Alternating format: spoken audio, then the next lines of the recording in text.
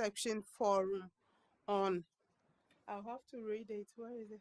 On women's leadership for financial inclusion and economic recovery. It's a 3-year initiative which will share more details about it during the course of our dialogue today. We are here this morning to seek your input first to introduce the project to you, and also to seek your input to enhance the entire project implementation, and also especially for a research that will carry out on normative frameworks in the business and finance sector. This project is looking at mobilizing women leaders within the business and finance sector to effectively engage in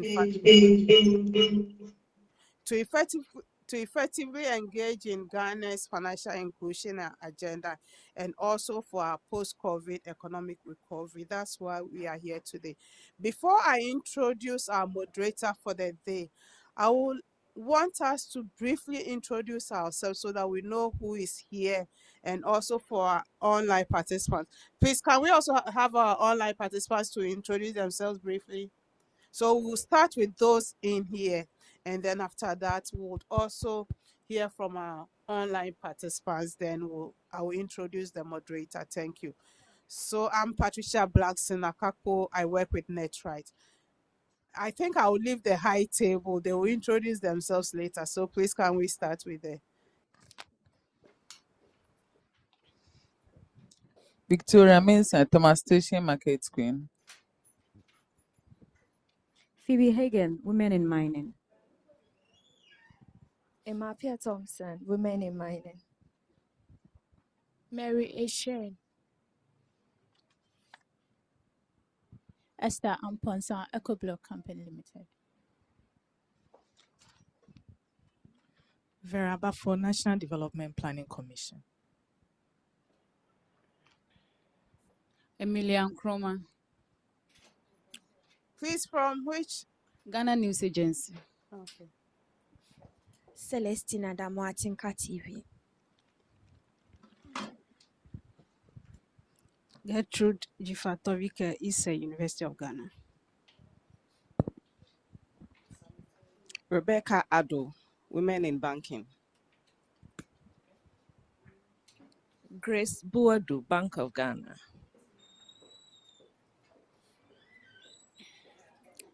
Please, can we have someone going around with the microphone and also with a sanitizer? Jennifer Gasu, Alliance for African Women Initiative. Rebecca Kwashi, TUC.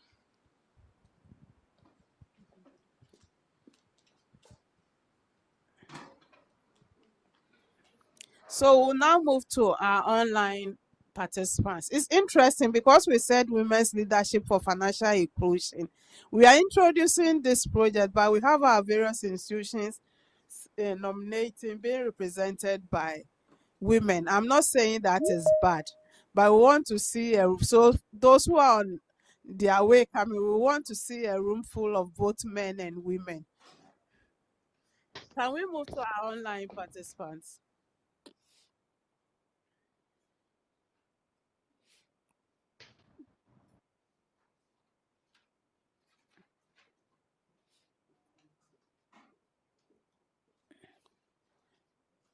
Those handling the online, please, can you help us call the names? We have Chris, Andrea.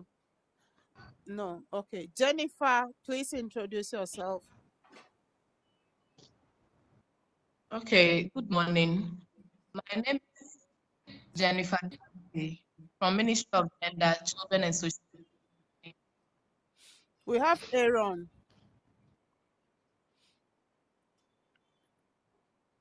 Aaron, please introduce yourself.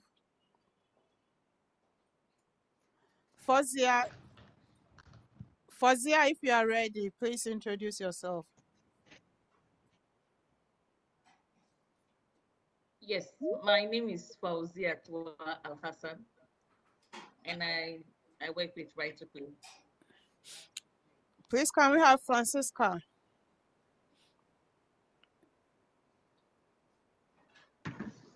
My name is Francesca Pugliese. I work for myself. Great. Alima, Thank you. Haja, thank you, Francisca. Haja Alima.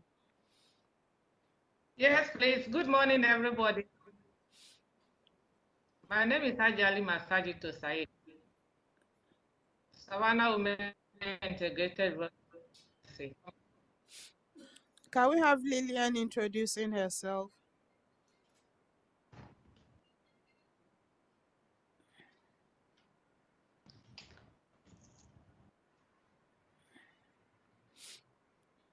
Can we move to Priscilla Chumesi Bafo?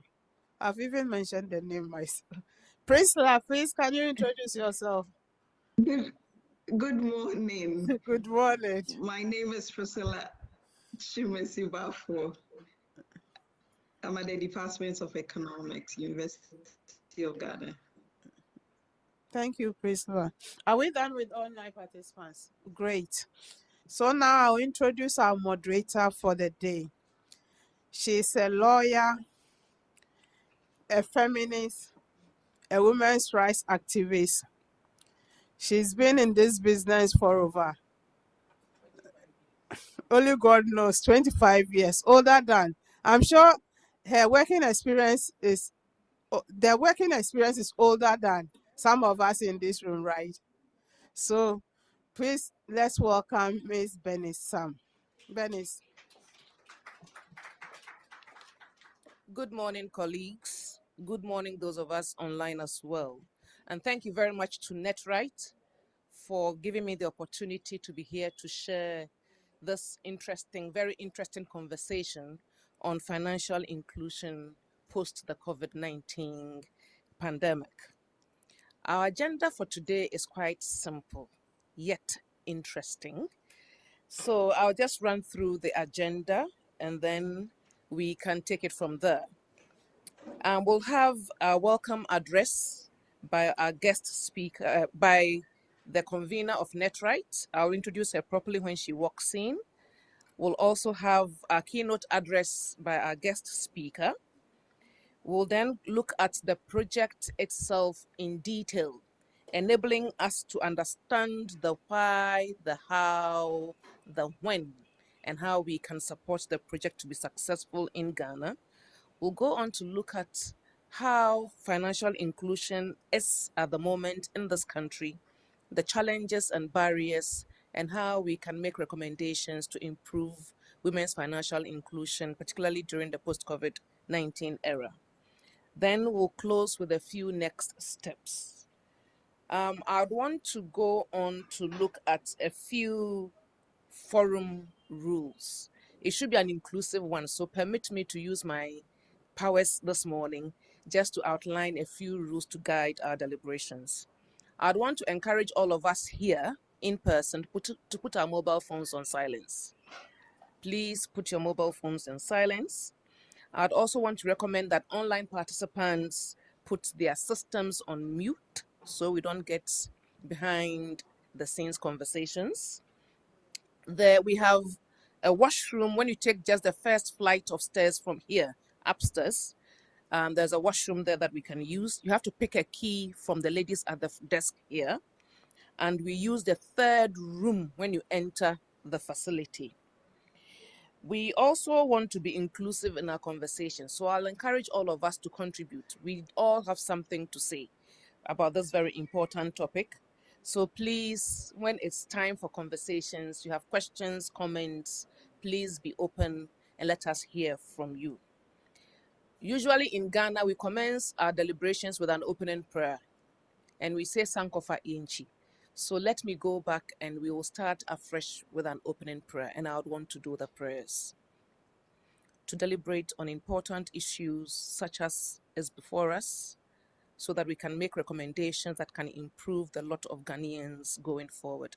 We thank you for traveling mercies, for bringing all of us here safely.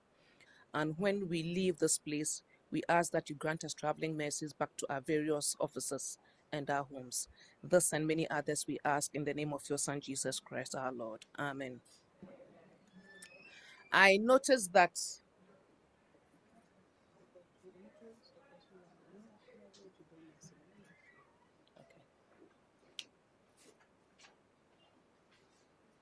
So, usually when you board a flight, they would say, relax and enjoy the flight.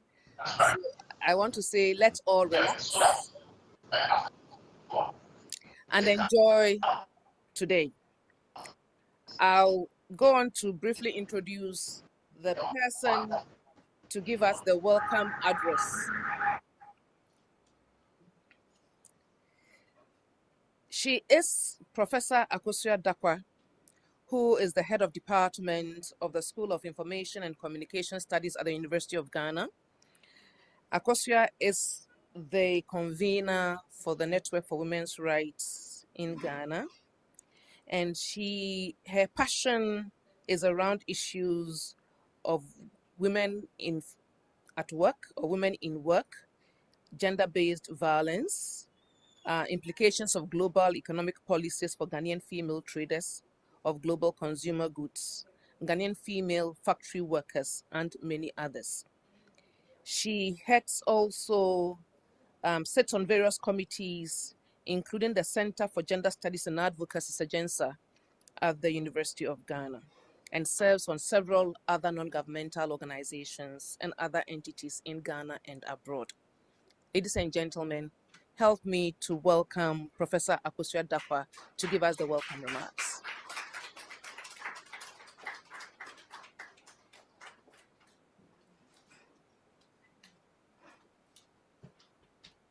One of the things that I am not is good at directions. And so I won't even begin to tell you where I went.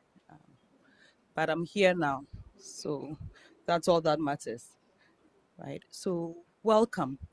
This is an important event for NETRIGHT, the Network for Women's Rights. Women's economic empowerment is of crucial importance to NETRIGHT. And women's empowerment is not possible without access to finance, especially for the women in the informal economy. And we know that these women have not had access to the traditional forms of finance for many reasons, many of which are structural. So digital financial options offer us a way out, an alternative to what existed before that wasn't working very well.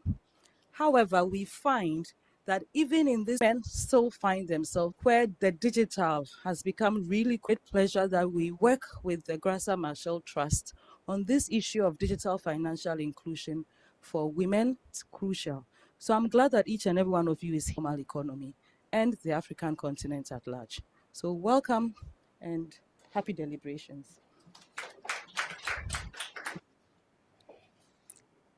Our next presentation is the keynote address by our own Mrs. Elsie Ado Awaji, who is the Deputy Governor, Bank of Ghana. But she's unable to be here due to, in the person of Mrs. Clarissa Kudowo, to present her speech on her behalf. I believe that from her speech, we'll get a broad overview of financial inclusion and gender in the country to lead us into our conversations later in the day. So let's welcome Clarissa.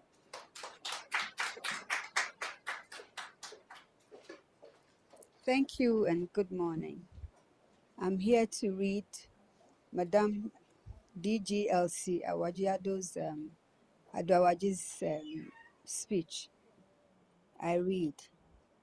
Distinguished ladies and gentlemen from government departments and agencies, women entrepreneurs, market queens, members of various trade associations represented here today, financial service providers. I haven't heard any introduce itself, so they are not here. Innovators, I also didn't hear any introduce itself. Academia, civil society, organization, and the media. Good morning to you all. It is a great pleasure to be invited to provide some remarks at this all-important Inception Forum to discuss strategies to push financial inclusion to the last mile. I bring you warm greetings from the management of Bank of Ghana. In pursuit of our mandate of achieving price stability and promoting financial stability, we see financial inclusion in all its ramifications as a catalyst and hence our support of efforts to promote inclusion. Personally, as a member of the Gracia Marshall Trust Expert Leaders Group, I am also delighted to see this forum take place after months of planning by NETRIGHT and the Trust as part of their partnership to support women's leadership in advancing digital financial inclusion and enhancing opportunities for women's full participation in the digital economy. The focus on promoting women's leadership in financial services industry as part of efforts to scale up digital financial inclusion is imperative. Access to finance remains a major hurdle for many women entrepreneurs and for a variety of reasons on both the supply and demand sides of the equation. On the supply side, low representation of women in the delivery of financial services affects the design of products and services targeting women entrepreneurs. For example, a survey carried out by the McKinsey and Company UK revealed only 8% of venture capital investors are women, resulting in a disconnect with female entrepreneurs. The Global Findex report of 2021, which was issued last July with the theme Financial Inclusion, Digital Payments, and Resilience in the Age of COVID-19, indicates the percentage of adults sending or receiving digital payments went up from 35% in 2014 to 57% in 2021, which outpaced the growth in account ownership. Global account ownership stood at 76%, while that of developing economies, including sub-Saharan Africa, stood at 71%, indicating an 8% increase. The growth in account ownership in the sub-Saharan region was largely on account of mobile money adoption. Ladies and gentlemen, the report further revealed a reduction in gender gap in account ownership from 9 to 6%, a very significant growth after remaining at 9% for some years. According to the report, 740 million women remain unbanked.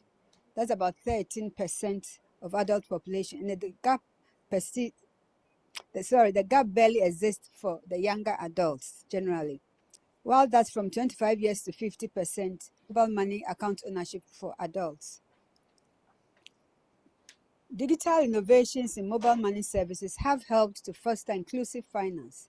However, lack of mobile phones culminated in a gender gap of 7% for sub-Saharan Africa, 14% for Nigeria, and 10% for Ghana. Among the reasons for lack of account ownership within some countries, including Ghana, were lack of money, distance to the nearest financial institution, lack of documentation, that is IDs, lack of mobile phones in the sub-Saharan Africa by 35% of unbanked adults, then feelings of insecurity in managing one's account. The financial inclusion gender gap for Ghana, as per the report, stood at 11%. Banked women stood at 63%, whilst the male bank population stood at 74%, indicating a higher gap than the global gender gap. This seems then to suggest that though there has been significant progress by all segments of the population, more male population became banked than the female population. Also, of the banked population of 68% in Ghana, only 39% is banked by the traditional financial institution, while the mobile money played a significant role in deepening financial inclusion. It is gratifying to note that the gender gap is closing. However, there remains a significant gap of over 700 million women who are unbanked, an indication that access to finance remains a challenge. Per the latest IFC report, which assessed the shortfalls and opportunities in financing micro, small, and medium enterprises in emerging markets, the Finance Gap 2017, the SME gap for female entrepreneurs in developing countries is $1.48 trillion. If this economic gender gap could be closed, the benefits would be enormous, including trillions being added to the global GDP. And I'm sure on the local front, several billions to the Ghana cedi will be added to our economy, especially if women started and were able to scale new businesses at the same rate as men. Among the several interventions and initiatives that can facilitate the promoting, starting, and scaling, as well as sustaining successful women-owned use of new opportunities, improve access to with new child care responsibilities, the use of technology in business operations. Technology plays a key role in making business growth accessible. Technology has become a necessity in business, providing faster, more convenient, and more efficient ways of performing business transactions. It ranges from simple to more complicated tools such as accounting systems, point of sale systems, and management information systems. The government of Ghana, ladies and gentlemen, in collaboration with all key stakeholders, issued a 5-year National Financial Inclusion Development Strategy 2018 to 2023, which seeks to increase financial inclusion from 58% of Ghana's adult population to 85% by 2023. The strategy also aims at ensuring a broad range of affordable and quality financial services are available and also meet the needs of all Ghanaians. Aside the National Financial Inclusion Development Strategy, government also issued the National Digital Financial Policy 2020 to 2023 in support of the National Financial Inclusion Strategy as financial inclusion is identified as a key pillar at the efforts of developing the digital economy. This policy document was developed to deepen financial inclusion and also serve as a blueprint on leveraging digital financial services to achieve the financial inclusion goals. It is expected that by 2023, all Ghanaians will have access to a broad range of suitable and affordable digital financial services, credit, savings, insurance, payments, and investments. Business and governments will have achieved greater transparency and efficiency to contribute to the economic growth of the nation, and payment flows will be digitized and formalized, thus shrinking the informal economy, increasing government revenues, and making monetary policies more effective. I am aware that some of our financial institutions, in collaboration with other stakeholders, have developed initiatives aimed at promoting businesses of women as well as empowering them as leaders of business. Expanding the role of technology in women-owned businesses is very important for national development as it drives sustainability and accessibility. With the outbreak of the global coronavirus pandemic, technology has become the driving force in sustaining businesses with growth in many online businesses and payment platforms. The resilience of several businesses, including those of women, continues to be tested in these trying periods. People who fail to evolve and grow with the increased use of technology find their businesses dwindling as customers prefer to transact businesses virtually more than physically. Therefore, there is a great need for women to participate more fully in the opportunities provided by the growing digital economy. Now, let me come down to women in leadership and what it brings to the table in line with the theme for this Inception Forum, with the aim of developing an evidence-based advocacy for women. Studies suggest that promoting gender diversity among employees, management, and boards could promote growth. For example, as cited in the ILO publication, When Women on Boards, Building the Female Talent Pipeline, women's participation in decision-making has been shown to be positively correlated with financial performance of companies. Gender-sensitive policies are needed to address issues such as work-life imbalance, employment and income disparities, land ownership and inheritance challenges, and lack of collateral for loans. This will empower women economically. As more women assume senior leadership positions, progress could be achieved in designing policies, regulation, products, and services that promote gender-inclusive finance to support sustainable and resilient growth. To conclude, ladies and gentlemen, building resilient and sustainable economies for the future will require continuous promotion of inclusive finance, where the needs of the most vulnerable, especially women, are addressed. The multiplier effect on families, communities, and the world economy will be enormous. We have an opportunity and a responsibility to create a post-pandemic world that leaves no one behind. We hope that this new initiative by the Gracia Marshall Trust and NETRIGHT will indeed facilitate the promotion of women leaders to influence policy actions that facilitate inclusive economic recovery through women's financial inclusion. Thank you for your kind attention.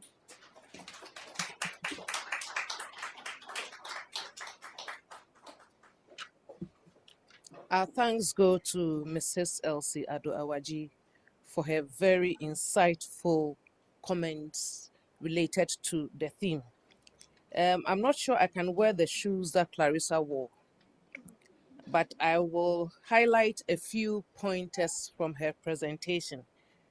What makes me happy is to hear that the 9% of unbanked women is gradually coming down to around 6% worldwide. And I think that is very good news.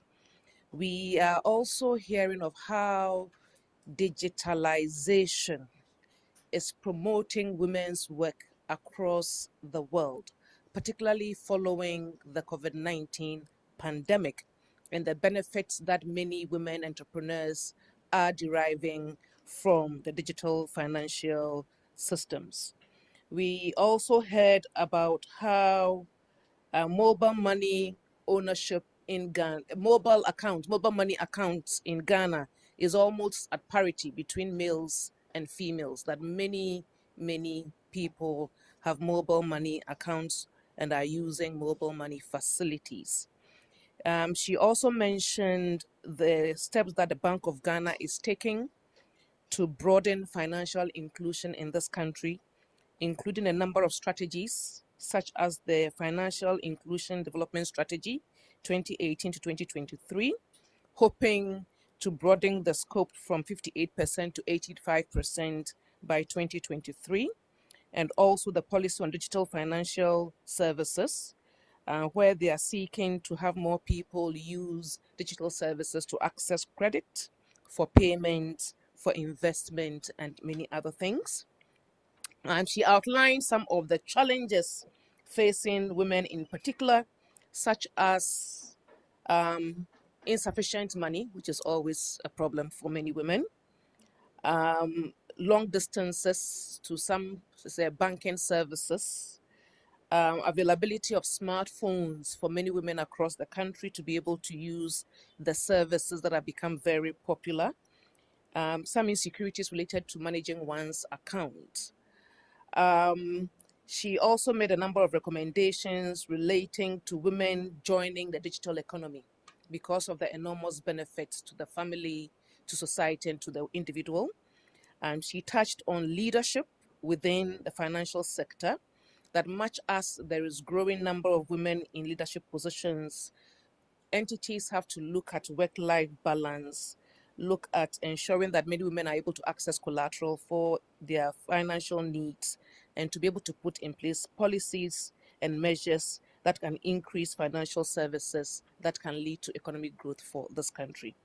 So with these few highlights from Mrs. Awaji's presentation, I also want to say a big thank you to Clarissa for wearing the big shoes very well. Thank you very much, Clarissa.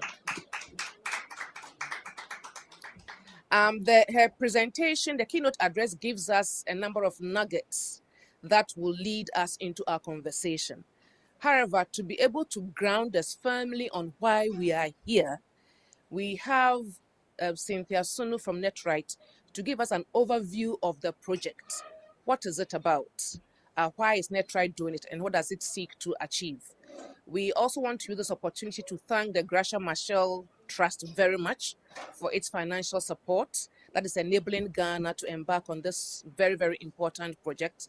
The project happens to be in other countries in Africa, and I believe that the vision that we have for an Africa where women are part of the digital economy will be realized with projects such as these. So to the Gracia Marshall Trust, we say a big thank you. Cynthia, we are ready for you.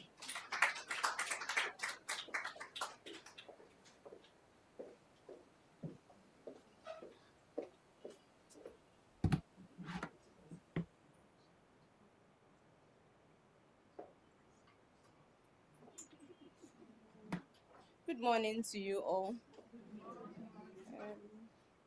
So I'll be giving a brief overview of the Women's Leadership for Financial Inclusion and Economic Recovery Initiative. This is the outline of my presentation. I'll be giving a brief introduction, the project goals and objectives, the pathways that the project is looking at, the activities, and then expected outcomes. So this is the background of the project. We found that research has indicated that majority of the economically active women in Africa are in the informal economy, and they contribute a significant amount to gross domestic product of most countries, which is above the global average of 37%. Yet they are marginalized and continue to face significant barriers to accessing finance. In Ghana, the story is no different. Although women account for approximately 50% of the economically active Ghanaian population, they are mostly in the lower levels, particularly the private informal sector, where majority are micro, small, and medium-scale enterprises. COVID-19 even came to exacerbate the problems that most MSMEs face. During a study that NETRIGHT conducted, for instance, we found out that most of the MSMEs were unable to access the COVID-19 coronavirus alleviation program. And this was mostly due to some of the minimum requirements that they were expected to meet, such as minimum number of employees, being able to keep records. And also, we found out that the COVID-19 economic recovery responses have largely been gender blind. According to the UN Women, out of 225 COVID-19 task forces that were assessed across 137 countries in a report that they came up with, women made up only 24% of the task force members. So you realize that this is very problematic. And so there's the need for women to be part of decision-making spaces and collectives from local to national, regional, and global levels in COVID-19 economic recovery. Because when women are in the leadership spaces, they're able to make informed decisions that affect the populations that they belong to. So I found this quote by Kristalina Georgieva, the managing director of IMF, which says, "Expanding economic opportunities for women is a win for everyone. It can grow the global economy and could increase economic output by an average of 35% in countries with high levels of inequality between women and men." So this is very important and dear to us. So this is the background of the project. The project is titled Women's Leadership for Financial Inclusion and Economic Recovery Initiative. We are partnering with the Grassa Marshall Trust, and it's with funding from the Bill and Melinda Gates Foundation. It's being implemented in 11 African countries: Cameroon, Kenya, Mozambique, Nigeria, Uganda, Zambia, Zimbabwe, Malawi, Rwanda, South Africa, Tanzania, and then NETRIGHT is implementing the Ghana component. It's for a period of 3 years, but NETRIGHT has signed a 1-year service level agreement with the Grassa Marshall Trust, which is renewable. So these are the project goals and objectives. The main goal of the project is to build and institutionalize a collective of African women leaders as expert women leaders leading networks to influence policy action that promotes inclusive economic recovery in Africa through women's financial inclusion. So basically, putting women at the forefront of COVID-19 economic recovery initiatives. Specifically, we are looking at advocating for gender inclusive COVID-19 economic recovery strategies that put women at the center of the economic response and promote accountability for policy action.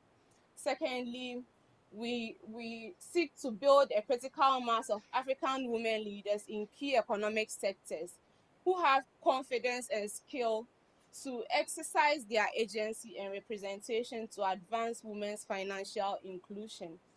And then thirdly, to enhance the participation of women in financial regulatory policy making through strengthening women's networks, such as NETRIGHT, that elevates the collective voices of African women to improve women's financial inclusion. So to achieve these objectives, the project will focus on two pathways. The first one is policy advocacy. So there's an expert leaders group which has been established by the Grassa Marshall Trust, and this is made up of female deputy governors and women in key financial positions and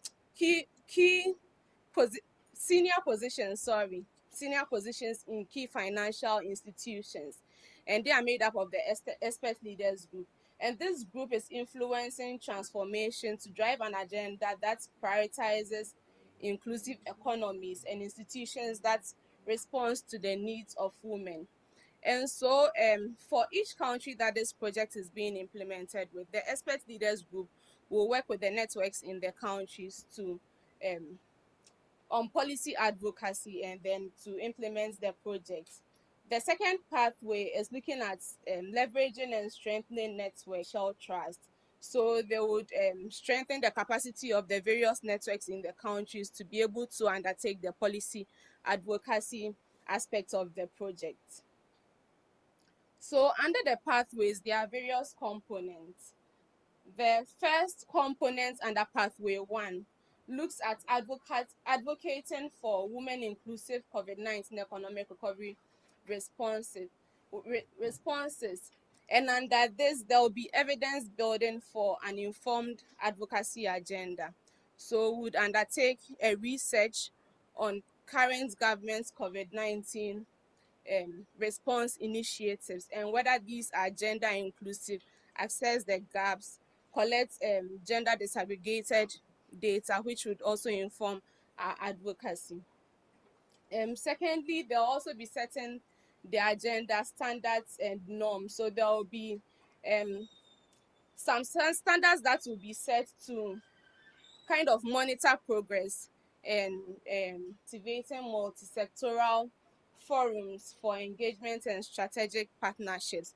So this is looking at engaging various stakeholders and policymakers in different spaces that this project affects through policy dialogue or political will for the adoption of women-centered COVID-19 economic recovery responses.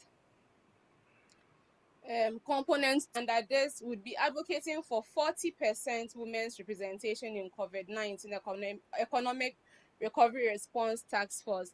I must say that so this whole design was by the Grassa Marshall Trust, and so research hasn't been conducted on what is existing in various countries, and so the research that would always response task force, and that would also help us to advocate. So this number is not cast in stone, it might change. And then under the second component, you're also looking at amplifying and strengthening women's leadership in accelerating financial inclusion for women's MSMEs. The third component is championing inclusive finance for economic recovery. And under this, would be advocating for 30% of COVID-19 business financing support to be disbursed to women enterprises. And then promoting women's MSMEs growth through digital finance. The fourth component looks at promoting accountability for gender inclusion. So basically monitoring, evaluation, and ensuring that what we have set out to achieve is being achieved. So there will be an accountability framework and monitoring tracker that the project will come up with that would be used to monitor progress. So under pathway 2, I mentioned that this is mainly going to be done by the Grassa Marshall Trust. So they'll be strengthening the various networks to be able to undertake their advocacy.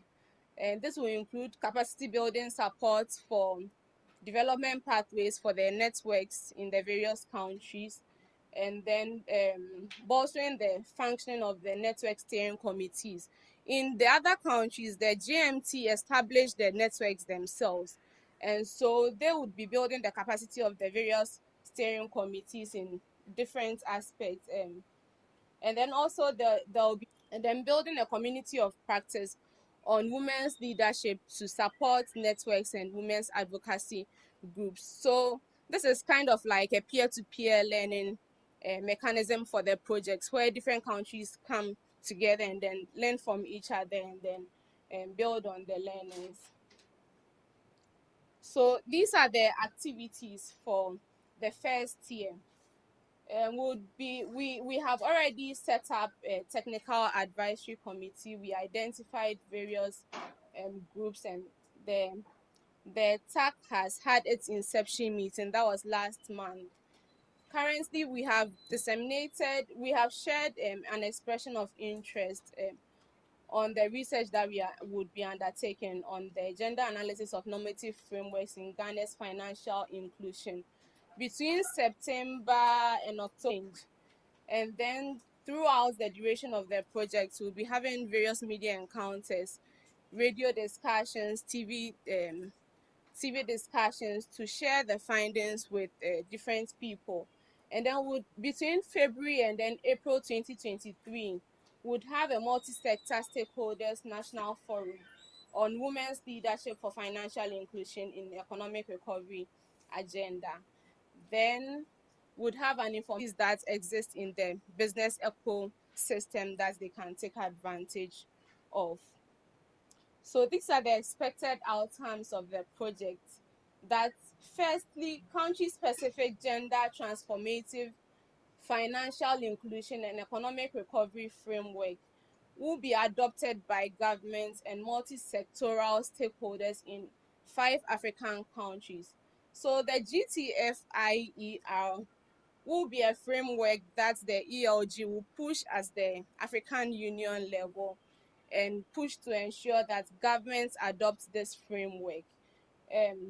Secondly, we expect that there will be greater representation of women in COVID-19 response and reconstruction task forces in the implementation countries, and increased political support for greater investment in inclusive finance for economic recovery in Ghana and other countries, and then strengthened women's leadership in accelerating financial inclusion for women and women MSMEs. And finally, we hope that there will be improved institutional capacity of GMT women's networks in implementation countries. Thank you.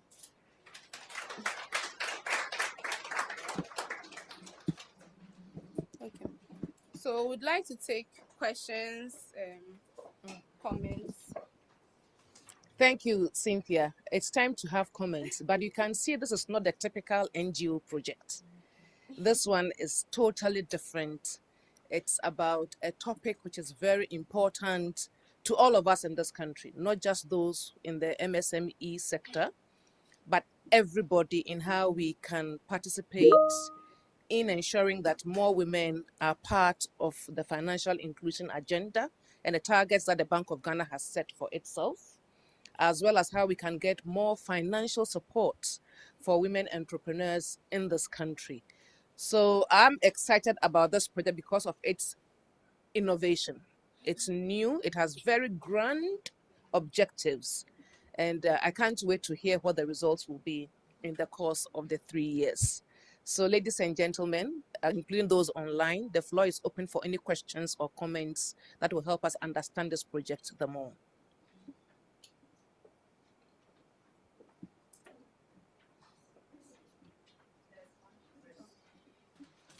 Yeah, thank you. And thank you, Cynthia, for that wonderful presentation. I just want to add on to the presentation. And in Ghana, the expert leaders group representative is Deputy Governor Mrs. Elsie Ado Awadi. She plays a key role in this project. Cynthia also did mention that the various countries have steering committees and networks, But in Ghana, we have a technical advisory committee. And Ghana has a technical advisory committee because NETRIGHT is already a network. In the other countries, is the countries that establish the networks. And I think Cynthia made that clear. Also, the TAG, the Technical Advisory Committee, in their first meeting agreed that yes, NETRIGHT is a network, but one of the things that they want to also see is to ensure that we bring the various leaders, the various networks. There are already women in entrepreneurship network. There is women in banking. There is women in finance and all that. So we should also try and during the course of this project to bring them together as a collective that we can constantly engage on the project. And even today's forum, I would say it's an emergency activity that we added on, because one of the things that the tag members felt was that it was important to introduce the project before we start the activities, and also to get inputs from the different networks that are present here, from the different institutions that are present here, to help enhance project implementation, and also especially for the research that would conduct. So these are some of the few things that I would like to.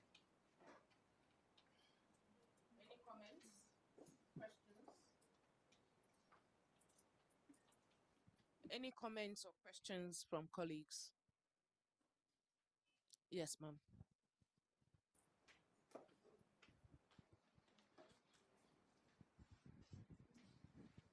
Good morning, dear colleagues. I'm so happy to be here today because most of the things that I've heard are things that should have taken place many years back.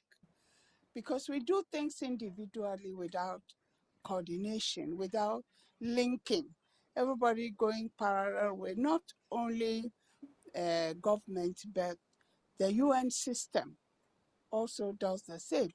So because of that, we don't achieve results because everything is done ad hocly. So today, what I've heard with the program that is coming on, they are roping in all the stakeholders. And all the stakeholders, unfortunately, most of the committees and most of the technical team, advisory team, they are not part of it. And it will be nice if, like the Women Entrepreneurs Network, the Women in Finance Network, the Women in Policy Making Network, they all work as a team so that we have consistent program that will push us forward. Not this going left, the other going right, and you don't know, you are not achieving anything. The most offenders are government in terms of policy. It's so inconsistent and very ad hoc. So as government goes, things change. We'll go to a level where you just have to maybe send the policy program to Parliament for approval, and that government goes away. Another one comes, does not continue from where the other stopped, want to start something new. 4 years is gone, and another one comes, and so we are those suffering for it.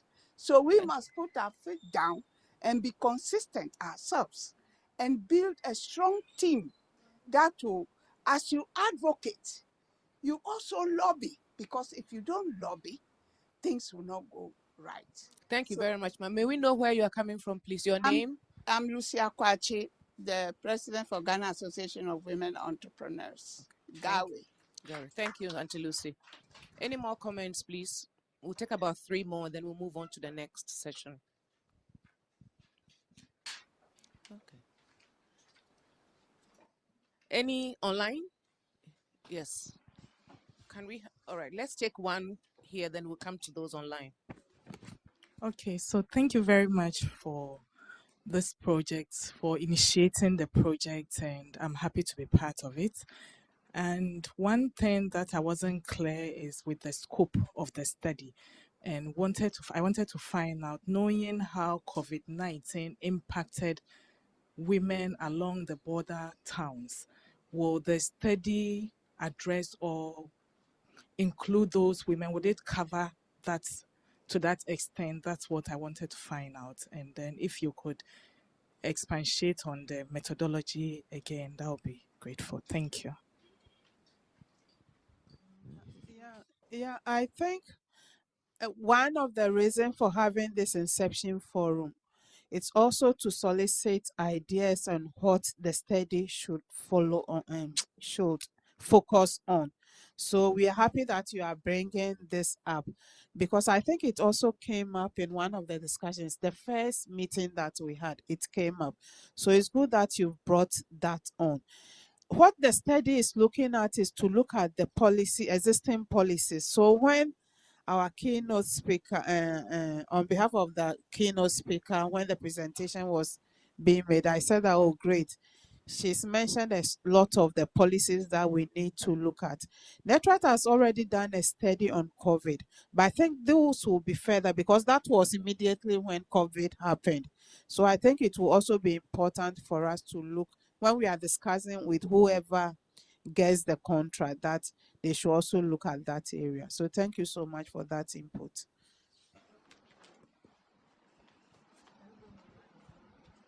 And the person hold on for a minute so we take the comment online. Sir, and he says, thank you for the very insightful presentation. Will the project consider review also institutional framework?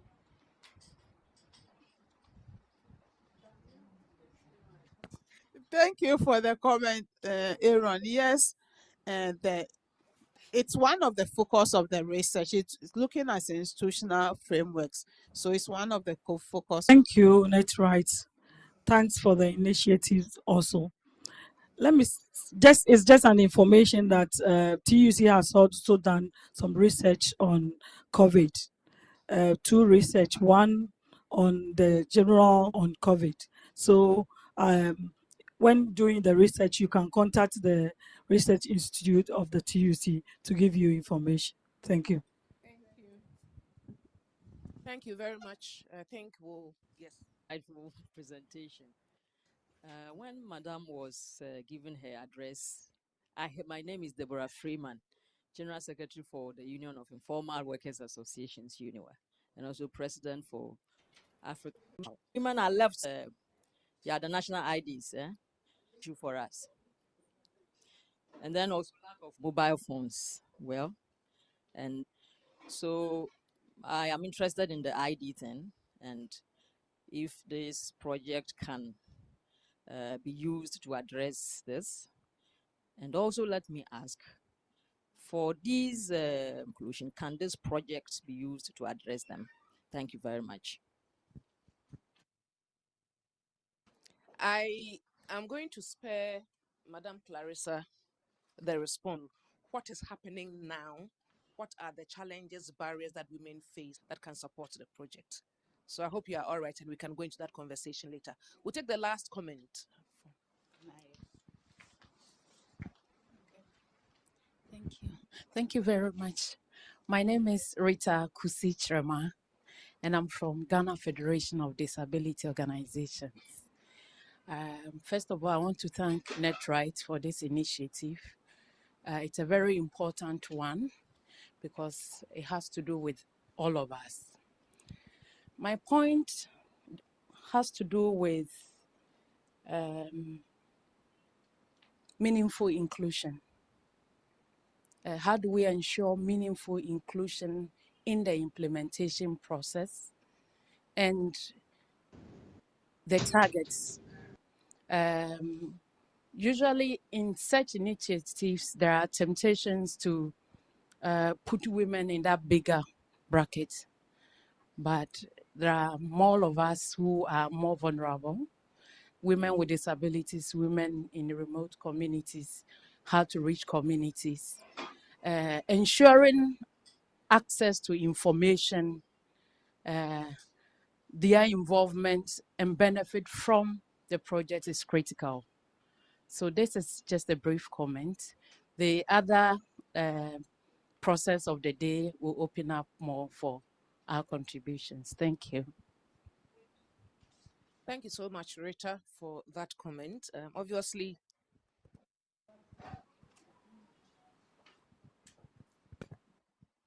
So a quick one on what Rita, the issue Rita raised, and she knows that when we started this project, one of the things was GMT had a structure of even the composition of the committee and so on. But from our end, we said that, like Rita put it, we have women with different vulnerabilities. So in our tag, GFD is part of the tag members. We also brought on board collectives that were focusing on, for instance, widows and orphans, rural women, and all that, to ensure that there's that kind of, I wouldn't say it's a broad base because a committee will not be able to cover everybody, but at least we have some key constituencies on board. And if you look at the terms of reference that we've put up for the expression of interest, there are a lot in it, making sure that the consult, whoever comes on, is not only using a gender eye or gender equality and social inclusion eye, but also looking at accessibility, also looking at in terms of disability friendly research. So we have all that included. It's a tall order, so whoever takes it up, it's a tall order, though our money is not much. I have to add that to it.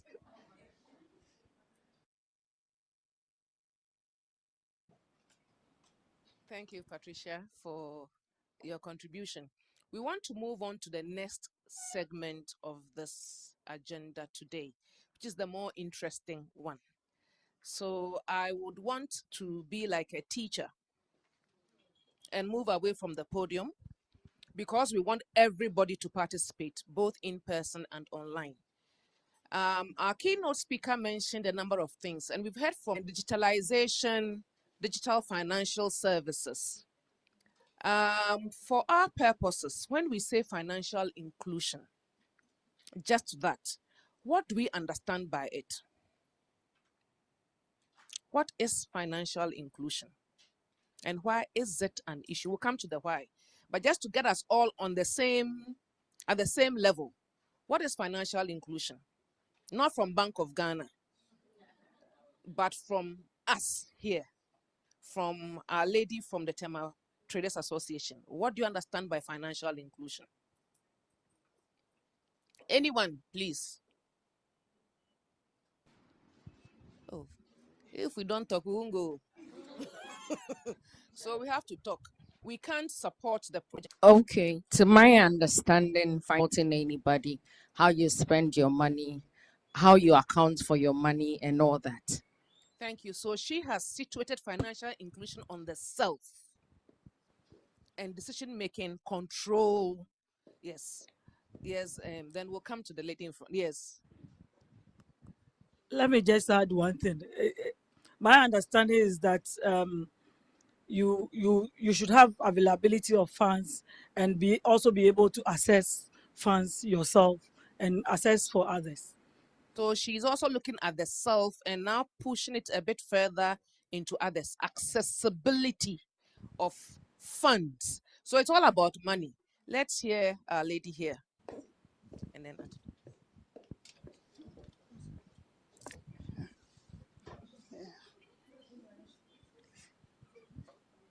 My understanding, there are a lot of funds made available for the private sector to access. Unfortunately, women do not have the same access to it due to their natural role. By the time they get to the bank, the men are already lined up to the end. Okay. All right. So you can't jump because you are a woman. Thank So you. we were advocating that at least 40% of any available funds for development of the informal sector should be preserved for women to access at their own time and at their own. Thank you very much. So now she's looking at having a pot of money that not just women, that everybody can access for their own businesses, for their own developments. Thank you very much, Auntie Dorcas. Okay, thank you. I was also looking at it from the government's financial agenda, all the policies and programs that they have put in place, and how it should be all inclusive. And when we're talking about inclusiveness, we're looking at not only the big companies, Enterprises, yeah. but it's also looking at the small, medium scale enterprise. And as the research has seen, women are more at the bottom, and therefore, if the focus is only on those up, then it's not inclusive enough. Thank you very much.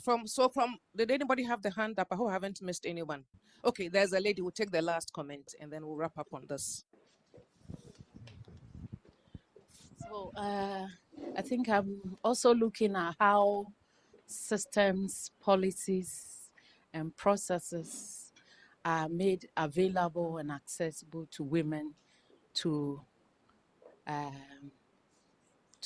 access resources, especially funding. Thank you very much, Rita. So we've heard a lot from the individual to the group to accessing some resources that are available somewhere, to broadening the range of those who can access the resources to cover everybody, to broadening the range to cover all enterprises.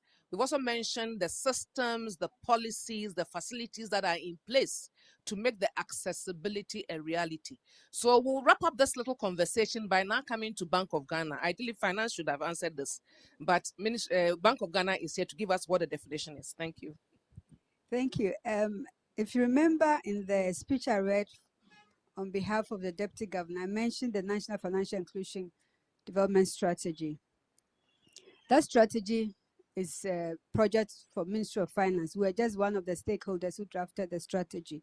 And in it, the financial inclusion is defined as universal access to and regular use of a broad range of affordable formal financial services, including credit, savings and investment products, insurance, payments, and money transfer services, mobile money, etc., which meets consumers' needs and which they understand and trust.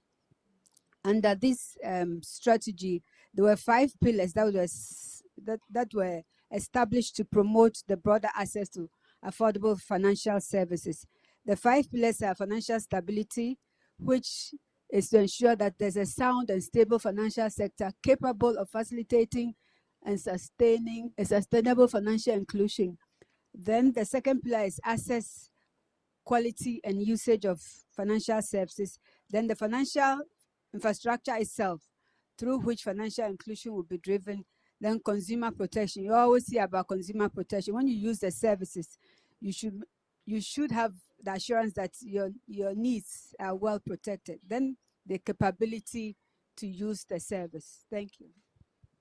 Wow, this is cool. So we can see it encompasses many things as our initial discussion looked at.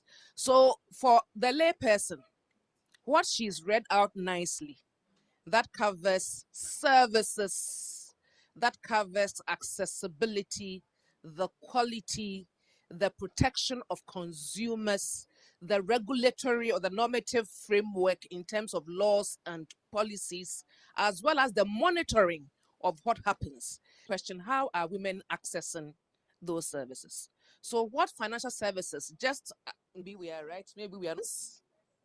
I can't hear, I'm hearing, but the things are not coming up. Credit, insurance. Okay. So we are hearing all of these things. Now, when we look at the online, any comments online, please be monitoring from us. And what else? quick loans. So we've looked at the availability of infrastructure to help us be inclusive. In terms of our telcos, we have several telecommunication companies in the country. They are regulated. There is competition. So if you don't like MTN and their services, you can hop onto Vodafone. It's just a comment. That is the whole purpose of competition, so that we have an enabling regulatory environment that allows for competition amongst those who provide digital financial services to us. That is something the Bank of Ghana has enabled. Now we are also able to use the internet for several things. Internet banking. We recall that when the COVID-19 struck, we couldn't go to the banks. So suddenly, we all had to become banking online savvy by doing our transactions online. Many merchants are also using mobile merchant facilities. People are using e-commerce and so on and so forth. So we can say that within our environment, the financial services, the regulations that facilitate all these services are there. Now the question becomes, are women, we mentioned insurance, we mentioned loans, many of you, small loans, big loans, and all of that. Are women able to access these financial services? That is what will make us inclusive. Not just women, but women with our different characteristics. Rural women, urban women, women in the markets, those who are in the offices, women in the informal sector, those who are in the formal sector, persons with disability. So many of us, are we able to access these from our understanding of what financial inclusion is? And the target that the Bank of Ghana has set itself to move many more people to be inclusive. Are women able to access these services? And if we are not, why?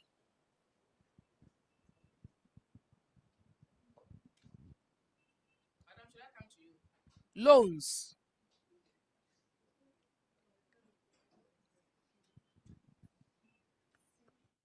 People able to get loans. We'll come to the COVID-19 bit shortly, but let's look at generally, are we able to access these services? All the things we've mentioned. Do women have mobile money accounts? Do women have the smartphones to do the heterogeneous. So some may not be able to do so. In a study we did at ISE a few years ago, women were talking about women, and this person is in the food industry. So when the play on words was like, wow, what is cholesterol? He said, you take this loan and the interest rate is so high. So why will I do that? That cholesterol is bad for the body. And she someone, if I can't pay, I will split myself. But banks do not have heart. They don't care if you are sick, your child died, whatever. And it got us thinking. So when people say women are risk averse, that they don't want to go for such things. These are some of the things that they are thinking about. But interestingly also, in the study we did in the cocoa regions, female traders are the ones giving loans to cocoa farmers. At 100%, they call it every time you have to pay. You are in a cycle of debt every time. So these are the complexity. Women are also giving loans, and also some of them are loan sharks. But they also complain about, some women also complain about the cholesterol. Thank you. So it's about the collateral. Collateral, the cholesterol, both of them. So can I give it to our lady here? Then I'll come back to you. Thank you. Okay. Some of the market women, we can afford the loan because of this microfinance. They are collecting every day. We pay it every daily. If you take it, you can pay it 10 cedis, 20 cedis until you finish. But we are afraid of Bank of Ghana or big banks because this cholesterol and all this thing. We don't have it. We don't have it.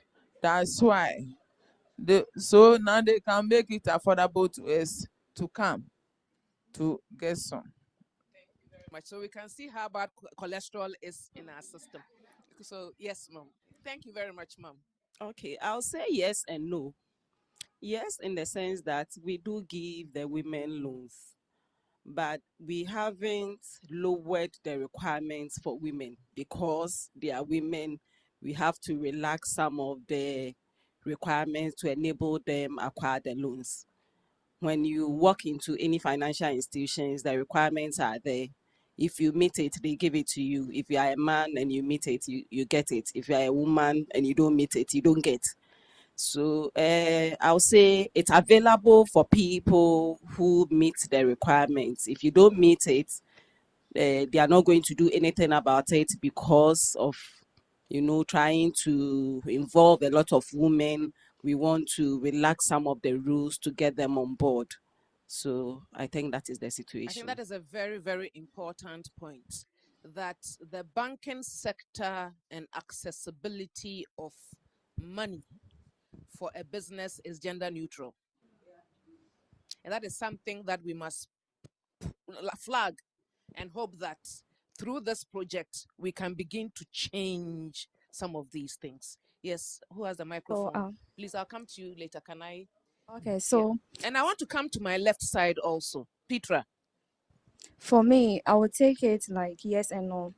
Yes, because there are lots of financial institutions who are ready to help women. But how many women know that these banks are ready to offer services to them? And also, the time is also a factor because there are a lot of requirements that one go through before they are able to get access to that. Thank you. Thank you very much. Let's go to the back. Do you have a comment? Petra.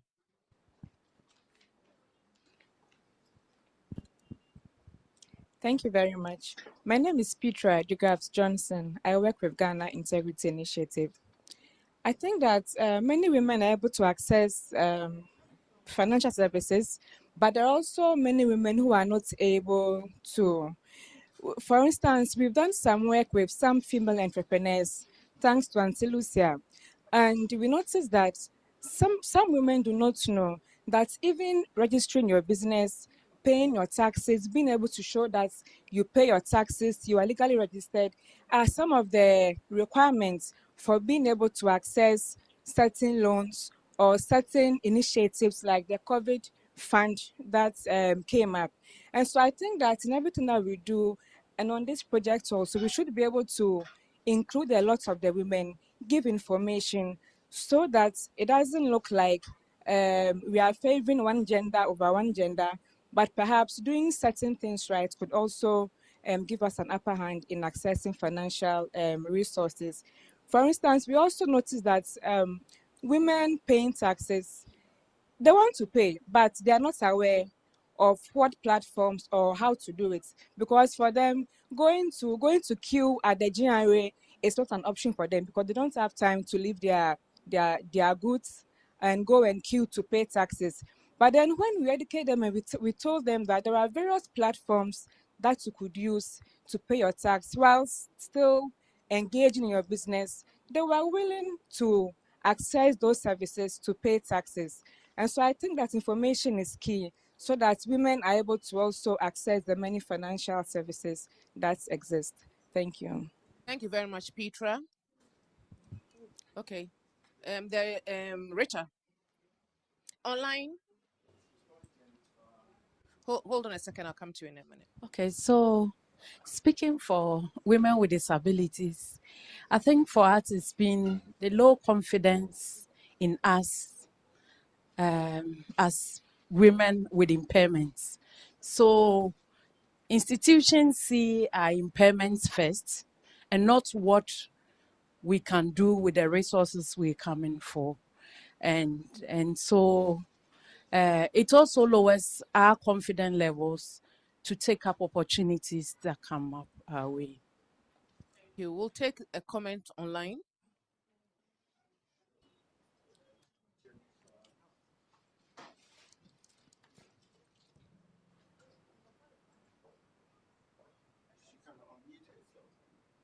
Can Can Jennifer unmute and make her comment?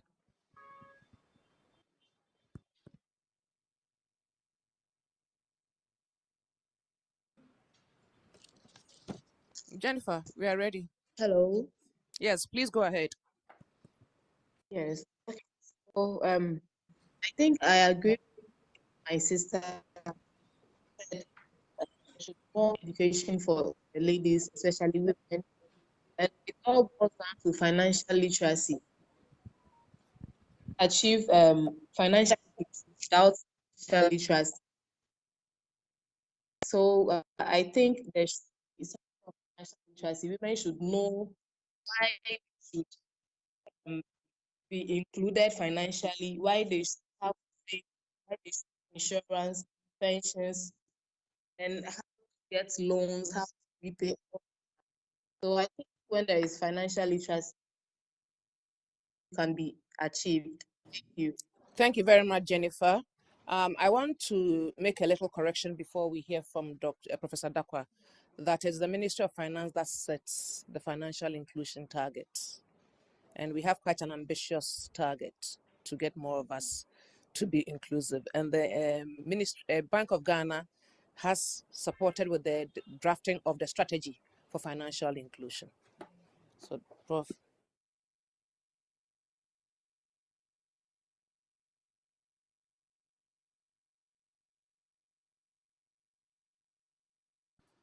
If you go to the bank and you are a person with an impairment, you get looked down upon. The banking space doesn't really ensure meaningful inclusion because the way it's set up, if your language is not good, if you go and wear your clothes and they are not on point, you should. I mean, every time you go to the bank, just watch what happens. If you come in a suit, everybody's manner changes. If you come in looking ragged, you've already sort of cut yourself out. So I think part of what we need to think about is how do we make these spaces where somebody who's finished JSS, somebody in their 40s who didn't do SS, can go into that space and actually get information that they understand and can use. If somebody has a visual impairment and you go into Standard Chartered Bank, none of those documents are written in a manner that you can read. So there might be all of the opportunities, but you don't even know that it exists. How can you access it? So I think it's important that as we have these conversations, we think about women in all the different shapes and forms. So when we are talking about loans are available, quick loans, when you said a quick loan is available, if you don't work in the formal sector, a quick loan is not available because they need to see that when they give you the money, you have a paycheck that they can take their money out of and so on. So that when we develop the advocacy plan, it covers all the nuanced versions of women that we have in our economy. Thank you so much, Prof. Prof, can you pass it on to Clarissa? Then we'll come to Antiochus. Okay, I also touch on the bit that you talked about, the gender neutral. And for me, there's this global phenomenon about gender impact investing. That is applying the gender lens to everything we do. So that the issue about banks not being gender sensitive to female who work in there for services. Because if you really would want to include everybody, or should I say, make sure that your products are used by your target group, you would have to apply the gender lens. For instance, we had to conduct a survey as part of a policy initiative I participated in under the Women's World Banking Leadership and Diversity Program. And we targeted a small area across City House where a bank had branded digital financial services, and we targeted female food vendors. And believe it or not, the very first lady we met, she had a pot of kenke on her head and her stool and her fried fish and her sauce. She didn't have a mobile phone. And this is not rural Accra. This is mini high street in the national capital. And if you are developing a product targeting women like that, you should have in mind how, in fact, their behavior patterns. So you should apply the gender lens. And the other thing too was what we realized was the fact that these women, one of the things we used was the fact that COVID-19 had come to accelerate digital financial services. And so we're hoping that these women would take advantage of the vaccination, because what some of us realized was that some women who were so scared of the COVID-19 were not taking notes and coins. When you got there, they'll give you a polythene bag to throw in your money, and then they give you change from somewhere else. So we thought that they would have bought into the vaccination, because we're selling food, and food, they handle food. Believe you me, about 95% of the women hadn't vaccinated. And when we asked why, obviously it made sense. Before 6, they were there. And the time they closed, the vaccination centers were closed. And so that gender lens wasn't applied to the vaccination process. And so, you see, you have to be intentional when you're looking at products for women. You can't reach them when you're not intentional about their needs and their behaviors. It just doesn't work like that. Whether we like it or not, we are different in the way we do our things. Until I got to this point where I became that aware. When they talked gender issues, I thought it was just numbers, but it's not just numbers. It's the way we behave. You know, if you asked your male friend to get you something, well, we are TUC, to get you something in Labadi, he can go to Kasua, go around all the places, and before he gets to Labadi. But if you ask a woman to get, she just go there and come back, because she just doesn't even have the time. Like somebody said, the woman who wants a one-stop shop where she sits and she gets everything. The man is a hunter. He goes around to gather. So we are different. And so that should be factored in the design of products. If you don't do it, the woman will see it, but she wouldn't use it because it doesn't meet her needs. And so if you sit in your high-end offices and design products without them in mind, they'll never use it. We asked the woman why she wasn't accepting mobile money when we did the survey. Because at the point, the mobile money agent was next to her. But anybody who went to buy the red should tell you to, and you had mobile money, should tell you to go and do cash out. She wasn't taking mobile money. She may have had a certain experience. That is why she didn't want to. And then we met another woman who was selling wachi. Somebody had bought food, had finished eating. He needed his balance. And so we use that as an opportunity to educate her that, look, if you had been mobile money, this time you are going from one merchant to the other looking for change, would have, because then the person gives the exact amount you needed. And so the awareness, we need to do it. And then the providers, you need to understand what a woman really needs.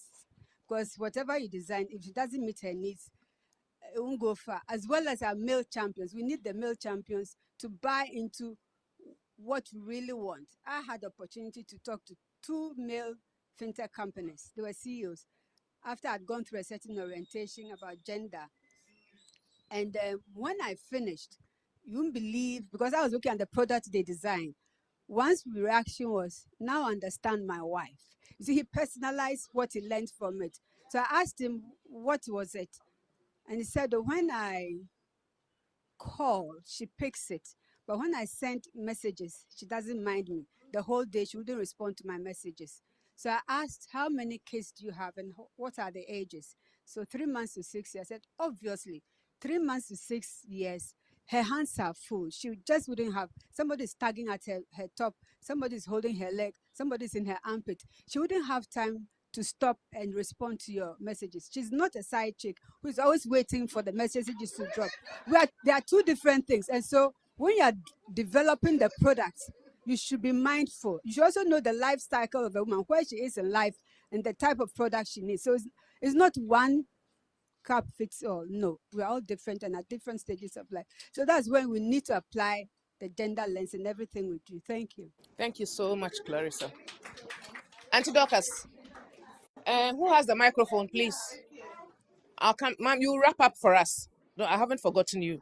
I think Clarissa, has virtually touched on everything that I wanted to say. What I wanted to say is that for us to have true financial inclusion, especially at the banking service level. The banks should change the way they work, because if they don't, they're going to miss out. I mean, there's enough evidence. Research has shown that women, in terms of the small medium, there are over 50% of women in that sector. So if you really want to capture everybody, you can't ignore 50% of the population who can have access, who you can sell your services to. So I think that, as she rightly said, the banks need to change. They really have to go to some of these women where they are situated and make sure that their service. I know some of the banks go around to the markets, but they only target the big people and go and collect their income for the day, and so they do their banking in the markets and their places of work. So I think that there's still a lot to be done. Some of them are developing strategies to capture, but there's still a lot of people that fall out within the people that they're trying to work with. Thank you very much, Auntie Dorcas. I can see more hands up. Let me come to our sister. I just want to add a little bit to what my senior colleague said. For me, I would say that I want us to disabuse our minds strongly of the fact that banks are not sensitive to the plight of women. The banks are working with people's monies, the depositors' funds. And at the end of the day, they want to be sure that when they lend these monies out, it will come back. And so the main focus should be how to get the requirements that would make us eligible to be able to access loans.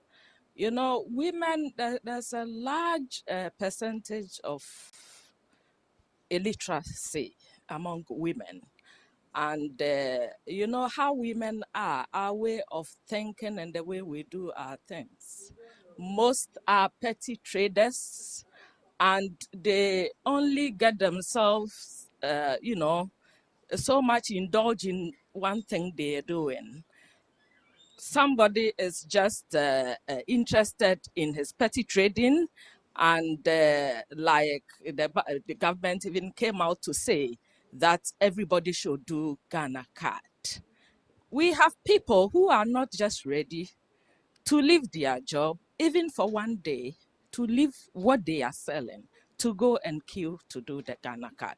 And you know that when you go to the banks, they will require you to produce ID, because if they lend this money to you and they don't find you, how do they trace you? Some don't even have or know their house addresses. There is no lender who will be prepared to lend money to, anybody who will just appear, be he woman, she woman, or a man, without the necessary requirements. So let us try to educate our women. Let us try to sensitize them to make time to do the needful. All right, thank you very much. I'm going to throw in another spoke in the wheel. But before I do that, we have one comment online. Fauzia, can you kindly unmute? Yeah, can you kindly unmute and let us hear your comment?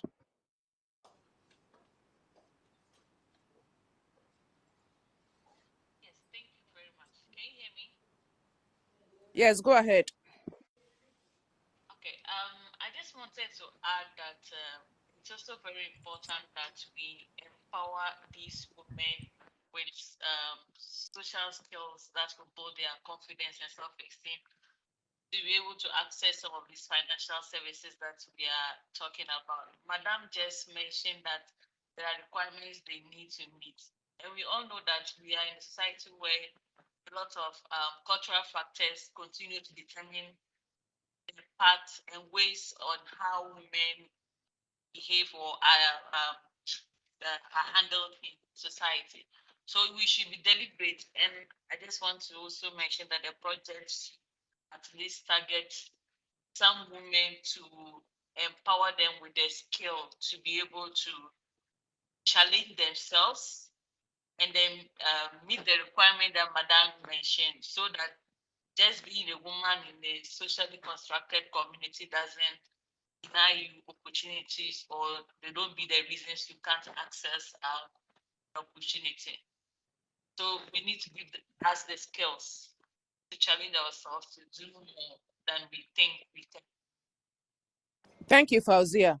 All right, so I'm going to piggyback on the comments made by our sister from Bank of Ghana, that banks are primarily business entities and they exist to make a profit. How can we ensure that the different conversation we are having here, the conversations about women's challenges, the barriers, can be taken on board by the financial institutions? What is our business case? Where is the data? Because you know that banks, ministries will look at the data. One, where is the data? What is our business case?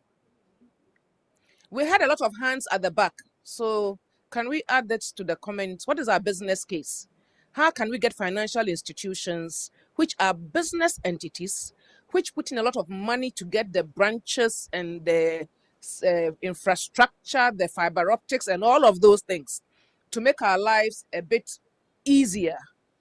How can we get them to apply the gender lens, as our sister Clarissa mentioned, and to be able to be more responsive to the needs of women? What is our business case?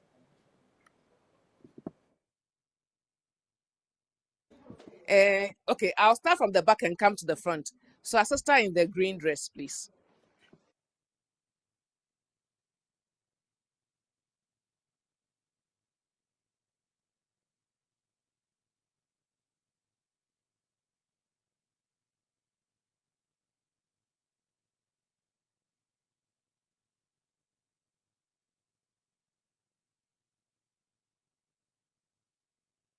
Presentation and the insights. First, I'd like to say that the banks are, I'll say, innovating. So they are kind of looking at our needs, but an area that we can strengthen our case is in the area of design thinking. Now, this is a new thinking or a new way of understanding the needs of the constituents we are trying to support. And in design thinking, it's something that I think the banks will also have to train their either product development teams or business development teams to use to understand the real needs of women. Now, if you take a typical organization like AGI, where I'm also an executive, you realize that most of the actors there who are women are into manufacturing at the lower scale of the enterprise value chain. They are in the micro to small. Rarely do they transit into medium to large, and there are reasons for that.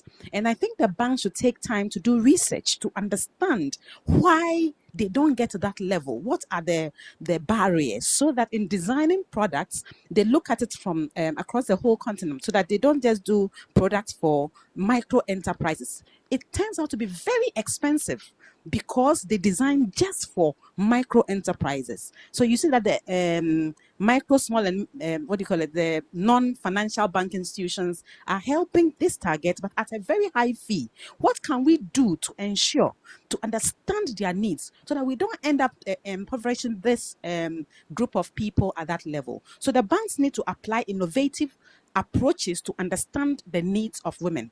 One other area, I did a little survey there, and I realized that women, for example, are into agro processing most of the times. And they start very small, and they need equipment, basic equipment, to even add value and to cut down on the manual processes. How many banks understand these value chains and understand what equipment they can even provide finance for, to take them from the manual way of doing things to a more mechanized way of doing things. It will interest you to know that if only the banks understand the opportunity that exists for small enterprises to just add value by using one equipment, they will make more money. So yes, I understand that the enterprises are there to make money, but you'll be surprised what they are missing. And I think they should take time and understand women's issues, what they need. You'll be surprised women don't even know where to get equipment. Meanwhile, the banks have money, equipment sellers are sitting somewhere, and there's a big gap in between. What are they doing to connect with procurement processes that allows women to get access to better financing to add value so that Ghana can benefit and employment can be generated? Thank you. Thank you very much. Any hand at the back before I come to the front? I haven't heard many people. I said I'll be a teacher. We all have something to say. Anyway, let's come to the front. Let me take it from this lady. I'll come to you, then she will wrap up on this point. The lady.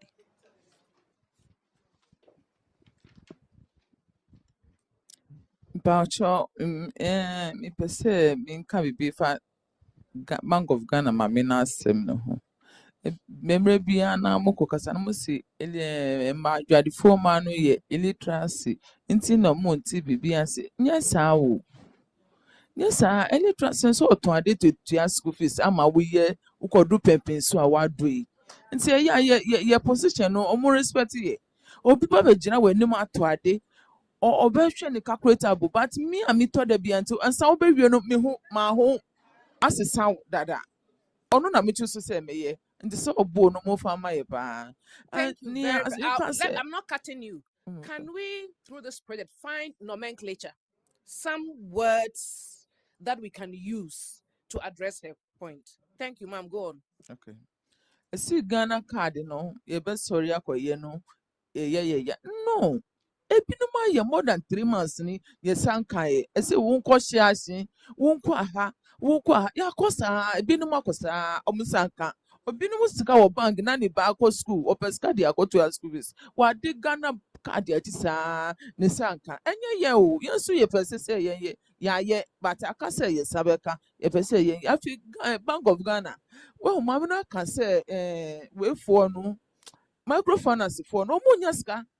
Apa omo ba fom omo ba chire ye senior wo fa obesi atua na wa ye no se omo pa ye tie mo ni kasa ye ile 24 no ye mu kasa da bia no ye tumi tua so omo nya ho faso mo so mo hye mo bank omo de form of na mo ne omo ye but ye do so say form of enti mo ben ye mo ma mo chire ye kwanse na ye nso e batumi aba Bank of Ghana aba ji na ya atua ye no mo aye adwuma ye pa mo chew. Thank you very, very much. Thank you. We'll take the last but one comment. No, the lady in the black and white. Please go ahead. Thank you very much, ma'am. I think there are tiers in the banking system. The lady from Tema Station is talking about the fact that the microfinance people are coming to them. Yes, I'm happy she's saying that because I'm in the business. Yes, we do go there.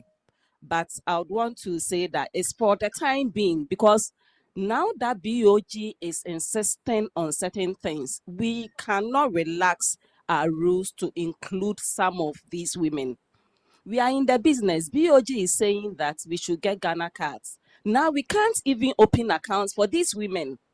It's not just loans. Loans, they forget about it. Even the deposit. My office is around the Rollins Park, and so we have people there who work there and sleep there. In fact, that is their residence. If you ask them their residential address, they don't have. BOG will come to on-site, and the kind of standards that they'll put the banks through is not different from what the microfinance people are doing.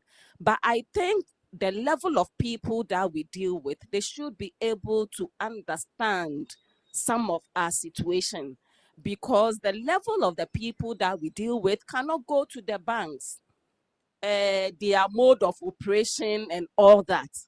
However, if we deal with them and it gets to some point, they come, they ask you, you haven't done this, you haven't done that. In effect, when they come on site, the way they measure us is not different from what they do with the mainstream banks. So very soon, if they don't understand what we are doing and the kind of people that we are dealing with, we'll be forced to also cut business with some of these people. Thank you very much. Now, I have more hands up, but we have to move on nonetheless. Please hold on. Please hold on. Please hold on. Can I allow our lady who's had her hand up for a while to... Yes, madam. Auntie Lucia, please, it's your turn. I'll come back. Yeah, my concern over the years is when globalization came into effect, they only understand one language, which is economics. And economics does not know anything gender. It's the same thing. So the women must learn to speak that language. If you know how to speak that language, you'll be included. So you won't be excluded. So the economic language makes women, they push women aside. When they meet to do anything, they'll say, okay, women, wait. They'll discuss issues. And when they finish and they share whatever they have economically, then there is something that they say, okay, women, what were you saying? Okay, can you manage this? But if you speak the language with them and look for the resources, by all means, you see where resources will come from as you speak the language. So we must teach our women, let our women know how to speak the language. Even the highest qualified woman is afraid to talk about economy. When we meet like this, you're only talking about gender mutilation, battered women, domestic violence. Yes, they are important. But when you don't add economics to it, in my own experience, when I wasn't able to earn anything on my own, I was at the mercy of my husband. But when I become earning money, respect came from my husband, my children, my family. So you can do that yourself. But it takes determination, strong will, consistency, persistent. You fall, don't remain on the ground. Rise up and run. So much, Auntie Lucia. I have like 4 hands. Auntie Lucas, please, I'm coming. I have like 4 hands up. Yes, please, you are. I also want to prevent rebuttals because we are having an open conversation from which we can pick nuggets to inform the way the project has to go and the kind of advocacy that it has to do that includes all of us. So let's try to avoid rebuttals as much as possible, unless you want to correct a wrong or you want to correct information like our sister did. We are in a catch-22 situation. Regulations from the Bank of Ghana are pushing even the microfinancial institutions into following certain standards, which is important because we are not an isolated country. It's part of the global move. At the same time, we have peculiarities amongst women of different categories, which must also be taken on board. So we are in a situation where, what do we do? So over to you, NETRIGHT. This is not an easy project. There may be things that you can do that other organizations can pick on and run with and continue the advocacy. So thank you all very much for your comments. We have 4 people who are waiting. I keep forgetting your name, pardon me. Grace, but I'll have our lady Deborah first. Oh, Deborah, nice to meet you. We'll have Deborah first. We'll take Auntie Dorcas. We'll come to Grace and the last person. Yes. We have Francisca online. Francisca, I'm not forgetting you. I'll come to you. So thank you very much. Being sensitive to the plight of women does society so much good. That is to say that some of the peculiarities of women, we must learn to live with them. I don't expect my grandmother, who is 105 years old, to go back to school to learn how to to do formal things. But she needs to be included financially, isn't it? So, like before the year 2008, informal economy workers were left out of pension contributions because the system favored formal workers more than informal workers. It took the TUC to advocate for government to come up with a national policy to include informal economy workers through the three-tier pension scheme, which today informal workers are benefiting from. So I think that our advocacy, it's one of the advocacy areas we should look at, advocating for a financial service or system that looks at or addresses the peculiar needs of women. And that should come with it should be a national policy to compel financial institutions to do so. That way, women who, for some reason, cannot meet the rigorous, requirements can also benefit. Otherwise, then, if we talk about building capacity, doing this, some of them, no matter how much capacity you build in them, things can change, but they must be included anyway. So we have to be sensitive to the peculiar needs of women and must come with a national policy to be able to make progress. Thank you. To Grace, please. Thank you very much. I just want to clarify the statement I made earlier, of which I think that Madam Leader from the Tema station didn't get me too clear. If we're talking about financial inclusion, I think that we're looking at out for all the areas where women have problems. And if we are afraid to mention some of the problems, how do we think through and see how we come up with the solutions?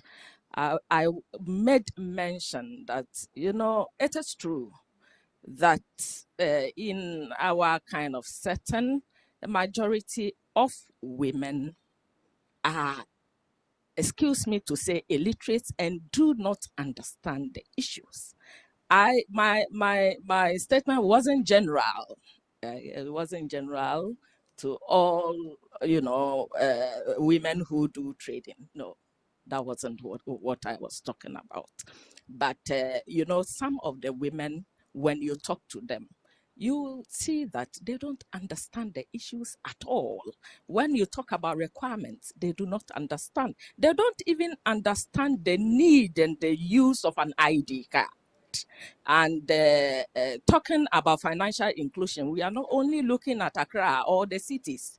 There are people trading in the villages. They don't understand. They don't even see the need to say, do ID card, what is your house address, and all that. But we need to narrow down and get to all these people so that we can bring all these people on board, such that they can also enjoy financial services. Thank you. Auntie Dorcas.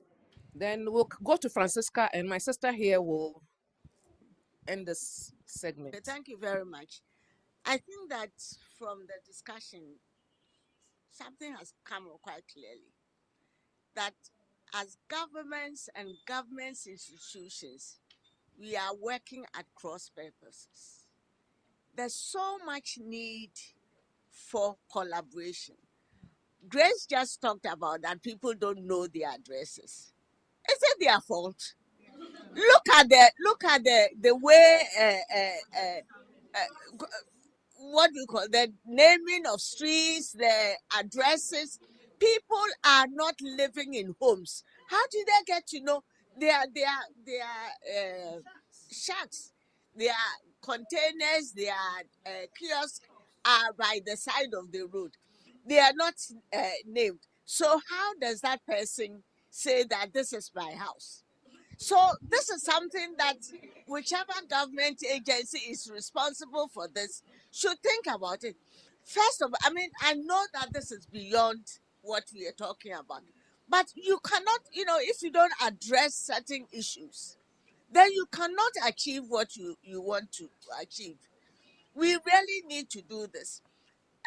What are the banks saying to the National Identification Authority with regards to the delays in people receiving their ID cards? prior to this, they said that at some point they had over 10,000 cars that were sitting in the office. They didn't know where them. People will just go and go and go. When you go, they say it's not ready. So how do we get all of these agencies to work together so that we can minimize all the challenges that people face? And in this case, if you're talking about the cars, it's not even only the women. A lot of people still know. There are a lot of people, not only the women, who are living in kiosks. Men are also living in kiosks. Yes. So what are we talking about? We need, and I think that lastly, what stops the banks? We know they are in for profit, but saying that using an Akan proverb, it says, "Was num titi num." If you want to make money, you have to put in money. And that money, what stops them from going to the banks, to go to the markets and educate the women who are there that, we have all these services. But first, you need to do, can we support you? Can we, when you go here, you can register your business, small scale business, and then you get this, you get that, so that you're able to then access some of the services that are available. But if we just want, because we know that people will come, and we ignore the majority of the people, you're losing money. It's as simple as that. Thank you very much, Auntie Dorcas. Francisca online, can you unmute and give us your comments? Thank you very much, Bernice, for the opportunity. And talking about language that is inclusive, may I suggest that we use non-literate instead of illiterate? Thank you. And then I just want to say that on the issue of our business case, I think we've made the case that 50% of your women, your population are not financially included is a problem. It's something we should look at. So that is one of the issues we can put in the case. The other issue is what Maureen raised, that we have a huge segment of women in agro processing, but they are in micro level. And we need to, for example, I hope that this study might look at that, but working with the Ministry of Food and Agriculture, and because I recently worked on a Canadian funded project that sought to support women with equipment. So we need data.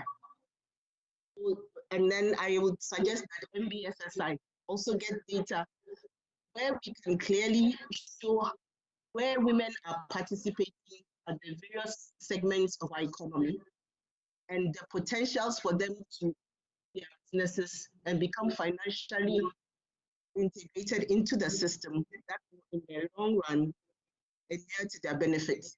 And also latching onto the points about pensions as part of financial inclusion. I remember that in this project, talking to one of the women in one of the groups, she was like, I'm going to go, I'm tired and I'm old. When next year I might not be part of this group, how will I continue to benefit from this group? So that is an area we need to look at. Thank you very much. Thank you, Francisca. We'll take our last comment, then we'll move on. Thank you very much, Madam. I am Tina Ofeyurinchi from the Ghana Hairdressers and Beauticians Association. Madam, with all the comments and the suggestions and the decisions that have been passed out, I think it's wonderfully made. But let me say something here, that majority of us are women here, and these are women issues.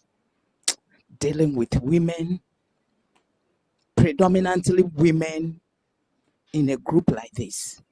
Our system itself, we are having challenges about decisions and system issues. But let me give you a typical example of when the stimulus package came to be. And just imagine you are in my shoes, and this stimulus package was given to the heads of the groups to reimburse to your members. At some point, I was saying that, why don't you give it to us? We know our people. I know that this lady, if I give it to her, she won't be able to pay back. Then at the end, I said, this thing is better off keeping it where it was kept. People were on me. It's like I have to do a magic and get the money for them. Yebetia, adeng. System here. And for some of them, they really needed it. But when a few of them got it, and they have to repay some few months ago, I think the whole of this year, we have to start paying back. And come and see. You haven't even registered your company. And the leaders who led and were saying that do A, B, C, and 3. I think we are talking about women. Not forgetting that we have men in the other places. So my question is the men having things that they have to have at the banks, at the savings, at the other sectors? We have to learn how to educate. We are too interdependent to people. Only yesterday, we were talking about these issues at a meeting. And I said, if your man, that, what do we need to be masododo? So they said, register with this and this and that. Make that effort. If the system is not working, that one is another case. About this, our ID cards thing is another case. But seriously, we have to make ourselves available to the issues and talk about the language that everybody is speaking. Thank you very much. Thank you so much. Please give it to the lady here. A good point for us to move into the COVID-19 and the economic stimulus package. I'll give you some data from a research I did on the impact of the economic stimulus package on the informal sector, and the information I gathered from the Ghana Enterprises Agency. So please listen attentively. I gathered this data in February this year. As at 1st February, number of applicants for the coronavirus alleviation program business support scheme, the CAPBUS, that is managed by the Ghana Enterprises Agency, there were 918,000 applicants as at February. Women were 64%, males 36%. The volume of cash that were requested by the applicants totaled 9.32 billion Ghana cedis. Meanwhile, government was given 100 million Ghana cedis for the CAPBUS. Females asked, please listen carefully, female requests total 48% of the 9.32 billion. Male requests were higher, 52%. Of the successful applicants, as at that date, was 312,001. Females were 208,683, representing 66.9% of successful applicants, and males were 93,318, representing 33.1%. So there were more female successful applicants than males. The value of disbursements. As at that date, the GA had disbursed 538 million Ghana cedis. 57% had gone to females and 43% to males. I want to do a little intergenerational thing here. So I looked at the youth. Youth applicants were 107,142. Females were 65.77%, and males were 34.22%. Disbursement was 143,908,276, and females received 57.87% of this amount, and the males 42.13%. I give this data because we had heard that the GEA had not been that sensitive to women. And so we did the study to know what they had done. And indeed, they had consciously put women at the center of the cap bus. And this is the data, because there's a lot more data. However, as our sister mentioned, that women end up being in the small, the micro and the small, compared to the medium and higher up, which are dominated by males. The women's value of money was 300 cedis, 500 cedis, 2,000. Whilst the men asked for 3 million, that kind of thing. And so what we found was that whilst the men asked for bigger amounts of money, the women asked for little things, little amounts of money. So what the GEA did was to ensure that it splits the facility into two.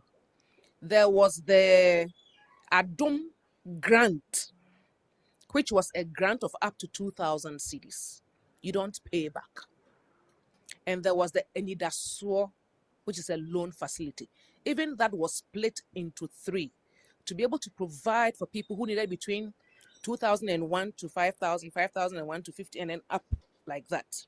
So they could capture a lot more women in the pool of successful applicants. It's interesting.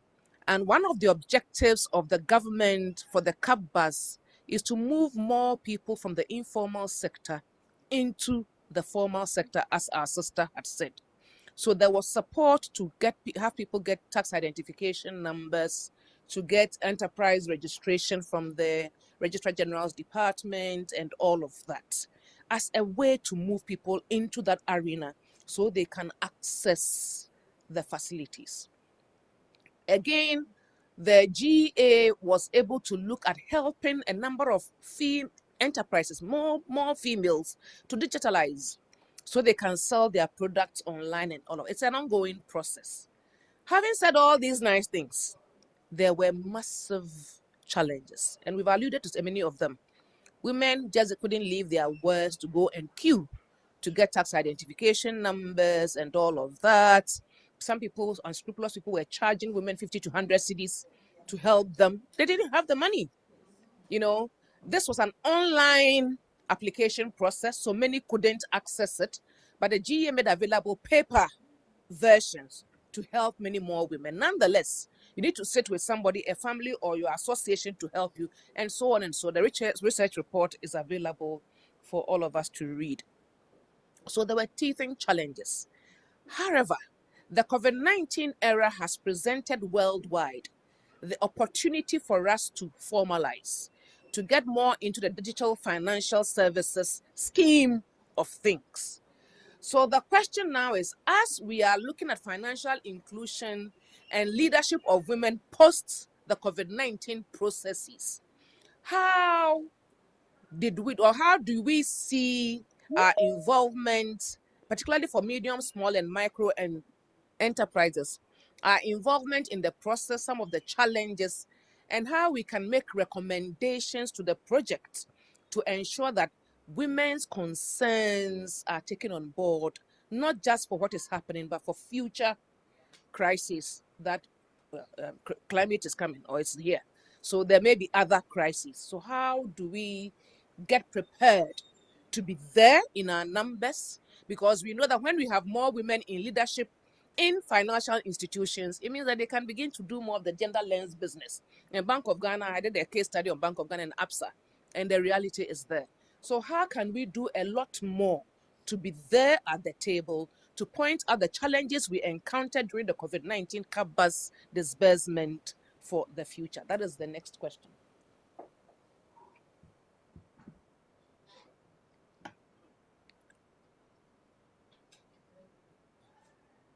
Madam has mentioned the repayment. And again, it's a loan. So if we don't pay back, government will not be convinced that when they give us money again, it will be worth it. In fact, the study we did in some parts of the country, people say, "And I say you're buying nama yeska yentia." Simplicity, yentia. So, and these are women. So if we will not yentia, how do we make a business case? You know, how do we make the business case that when there are other facilities, we should be given not just what we ask for, but even more? That is our question now. Yes. Oh, madam. So, Gloria, this will become my microphone carrier. So please, the lady in. Okay, so the thing about not paying, I think there's some complexity, especially where the state itself shows some attitude of being a charity, doing charity. We've seen what goes on in Maslock, and it comes back to that identity thing too. Do people trust the identification process? This is not the first time, you see. So when a lot of things have happened, this is not the first time we've done Ghana card or whatever. People have gone there before. I woke up to La Paz from North Carnation, went to Q a few years ago, and nothing came. And so when we think about some of this, we should also think about what the state itself, the state position itself, and the kind of mistrust that people have, and how people pick cues from what the state does.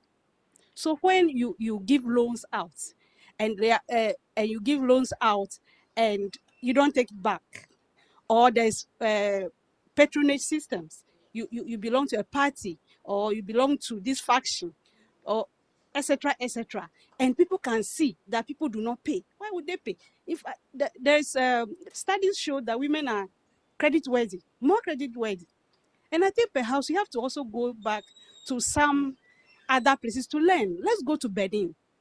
In Benin, I was schooling in Benin. In the markets, the president himself was giving loans, so they were paying back. And the revolving loans, they were paying back. And today, Benin in 2020, COVID has become a lower middle income country. Why? And it's a very informal economy. They are doing something right. There's a lot of things going on. I think that our economies and then everyone helping Ghana we should go back and study some of these countries. Cameroon, there's a whole credit scheme that's going on. It's like cooperative, and it is escalating. It's went to the people themselves started them, you see. So let's look back, and we can also learn from the Susu system. We can learn from the traditional 13, how do you call it? Those ones, yes. Exactly. How do they do it? We need to learn from them. So when you are talking about financial inclusion, we should think about, go back and learn from the traditional system. That people also have these things that they trust in. How do we learn? How do they manage it? What kind of things do we have to learn? It's not only about what we learn from the big economics books. Let's go back and ask our mothers, how do they manage this in the markets? I think there's a lot of thinking that we have to do, and let's go back to those countries that are doing well, organizing the informal sector in a way that is benefiting Benin, Cameroon, some other countries. Let's go back and learn. Okay, so we'll take Auntie Dorcas. Deborah, do you have a comment? Okay, Auntie Dorcas, then we'll come to my sister from.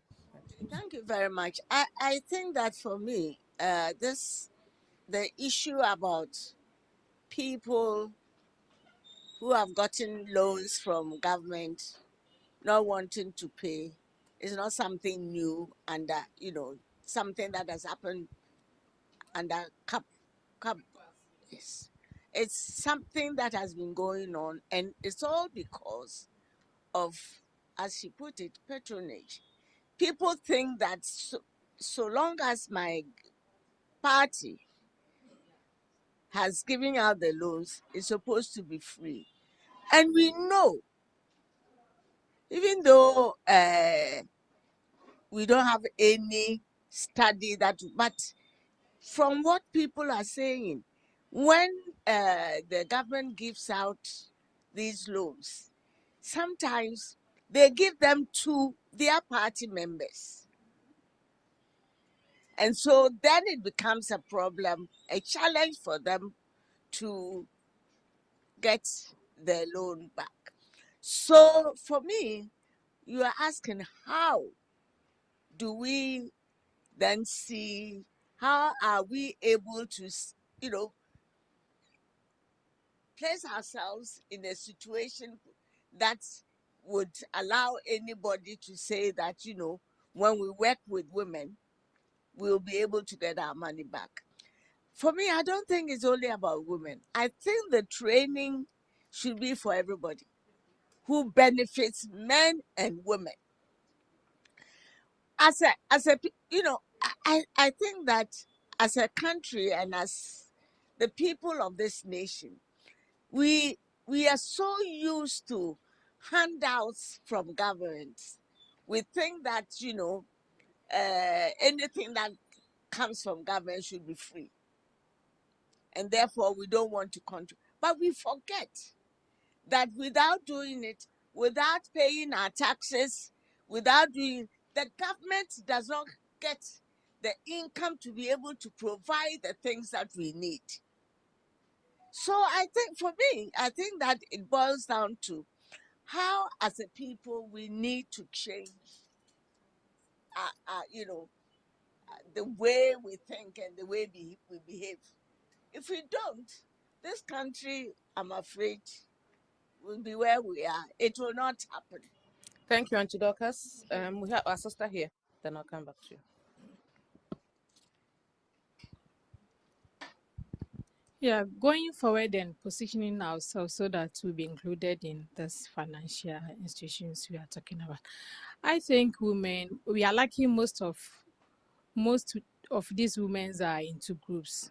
So these groups can go and see these institutions and then discuss our major challenges with them so that they can design products for us. Just like this Ghana card and then this vaccination we are talking about.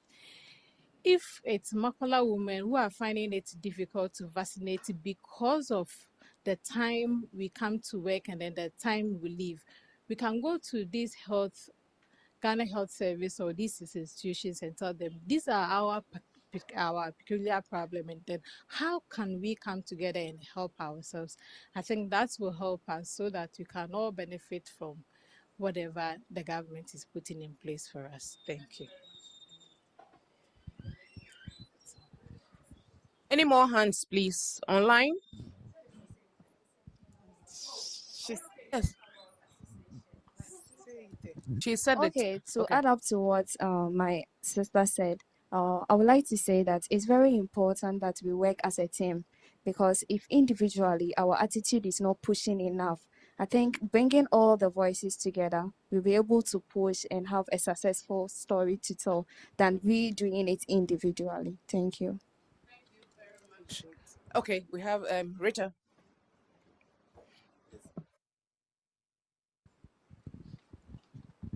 Just adding to the many voices that the advocacy we are here for should continue to the higher level. So the institutions and individuals and groups that matter at a higher level to influence future opportunities for women should be engaged from now. Thank you. Thank you. Francesca, if you can unmute and make your comment.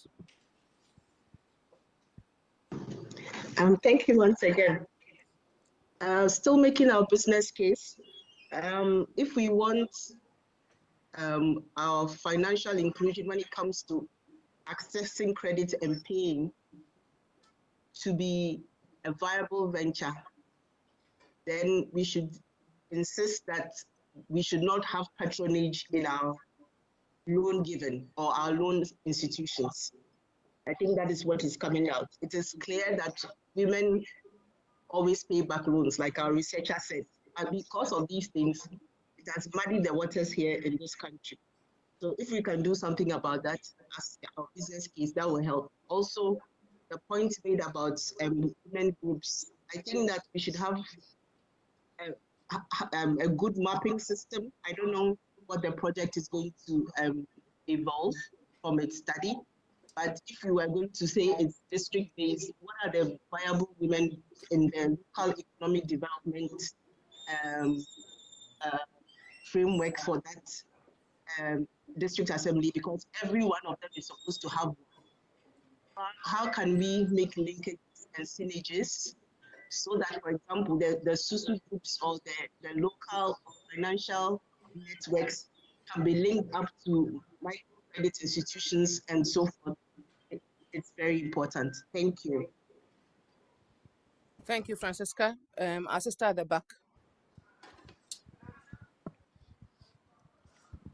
Thank you very much. My name is Patricia Isel. Just to add to what others have said, I think it's also very important for us to support and encourage people, especially women in the informal sector, to also get the basic requirements.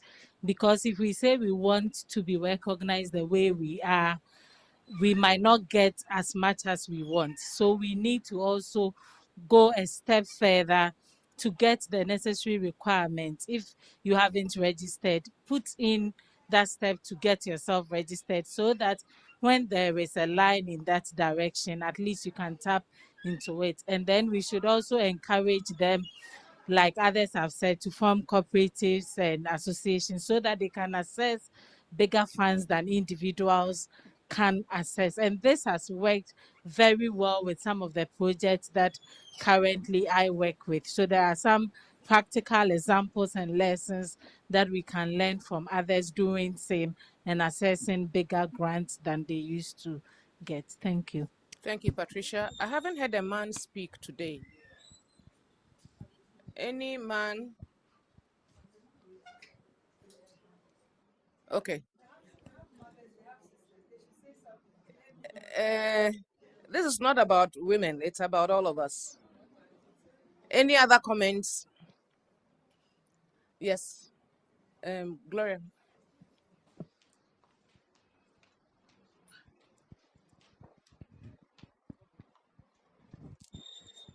Yes, thank you very much. Like others have said, I think the advocacy, the training, and the sensitization should go on in groups, organizations, and wherever we find ourselves.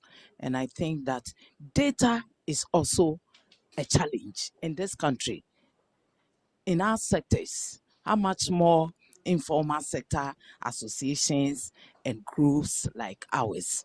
Data is also a challenge where we are always depending on people, especially the men, to do this IT services and so on and so forth for us. And that is where you get people who are into fraud and tricksters and all over the place. They are there just to fill the gap for us. And so we have to look at those things. Thank you very much. Thank you very, very much. Any further comments? Okay. Can we give it to our sister? Thank you very much. So going forward, we need to organize ourselves more because per the ILO recommendation 204, which is a guide to formalizing the informal economy. And I was very interested, I was very interested in some of the objectives you outlined with the cap bars. That one of the objectives was to get the informal economy to formalize, which is good. And also for us to utilize the services of the digital economy and so on and so forth, which is very, very good. So the point is that we need to organize ourselves more. By so doing, we'll be able to form cooperatives, knowing our needs, because through workshops and many meetings and forums we've held, we know our issues already. But what we need now is the vehicle that will enable us to achieve, to realize, whatever will help us to achieve our aims. So we need to organize more. We need to understand more of our problems and know where to go to get solutions to our problems. But another important thing is that more of the solutions to our problems can be found from within. Sometimes we look outside too much without thinking and realizing the potentials that we have from within ourselves to be able to solve our problems. One of them is our ability to avail ourselves to learn. Because if they train you and you are not willing to learn, you cannot make progress. So many thanks to NETRIGHT, we are doing lots, and I believe that we will continue to do more so that women will realize the gains of it. And lastly, Madam, you talked about your members' inability to pay back the loans they received from government. This is where our leadership is put to the test. I want to plead with all the groups here. Thankfully, that the CABAS was disbursed on group basis, isn't it? If you don't belong to a group, they will not. It was a requirement. You need to belong to an association, isn't it? Yes. And the associations have leaders. So if you are a leader and you have led your people to get access to the loan, please, in the same way, ensure that all your members who got the loans pay back. Otherwise, it doesn't speak well of us. If it is when we're able to pay this, the next time we'll be included. So I'm pleading with all of us. Thank you very much. We have a last comment from our sister from the TUC at the back.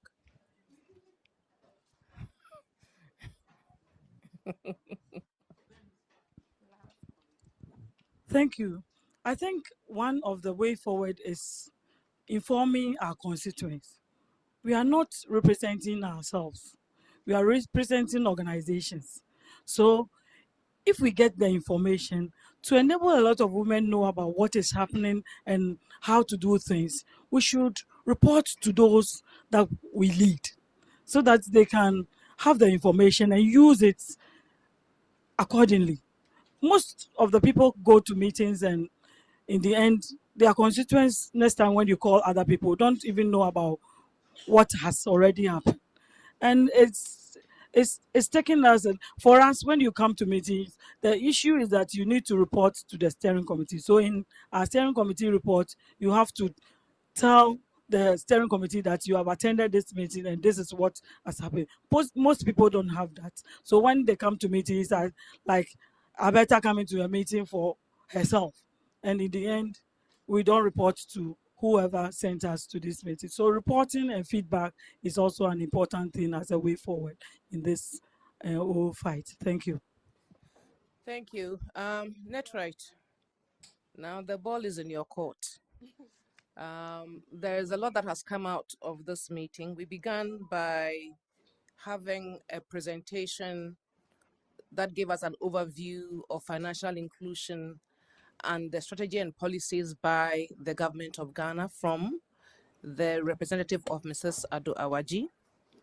We continued by getting a broad overview of the project, the goals and objectives, the activities, the expected results from the activities, and a timeline.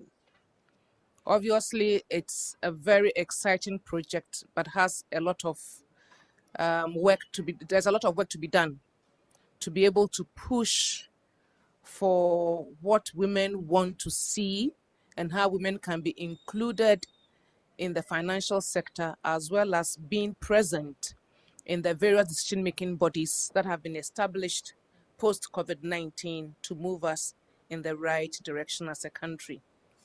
We've gone on to unpack what financial inclusion is all about, to look at some of the barriers and challenges that women face in being included. We've also looked at some recommendations on how we can address these barriers, both from the side of those who are in the seat from the financial sector and the standards that they have to meet, as well as from us and some of the challenges that we are also confronted with. And we've also made recommendations about collaborating for all of us to learn a lot more of the challenges that women face and how we can design services and facilities that can take these challenges and concerns on board. We've looked at the next steps with respect to how we can sensitize our members in groups to be able to pay back any facilities they've taken from the government, how we can also report back from this meeting, tell our colleagues about the project. We have to look at how we can inform NETRIGHT of any studies that we have conducted that can support their own study, and also discussed the need for a business case that should be supported by sex disaggregated data. Some efforts are being made at the policy level around this, but for us to be able to speak confidently that our concerns must be taken on board to business people means that we must have our facts and our data ready to present a convincing business case. Thank you very much to those online. Thank you very much to those in person for allowing me to be your moderator. I'll hand over to Net right now.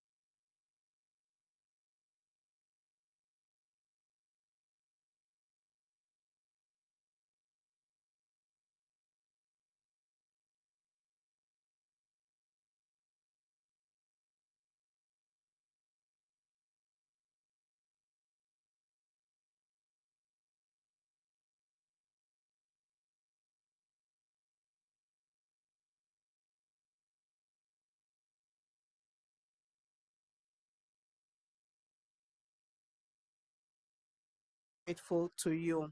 This is not thank you, but I'll take the opportunity to do the thank yous. Also, DGLC has been in this process with that. In fact, she's the one that brought this project to us, and NETRIGHT is very grateful to her for that. She's not here with us today, but in the first meeting that we had, she was there at Alisa Hotel. She was there, and today I know she is not here, but one of her eyes are here, and Clarissa was able to ably step in her shoes, and we are grateful for that. She also sent, we also have Bank of Ghana delegation here, so we are also grateful for that. To Gracia Michelle Trust, we are very grateful for the support, and to all of you that are here today, we are grateful that without you this forum would not have been a success, because we can't just come and sit here with empty chairs. So we are also happy that you were able to join us, and also for our participants online.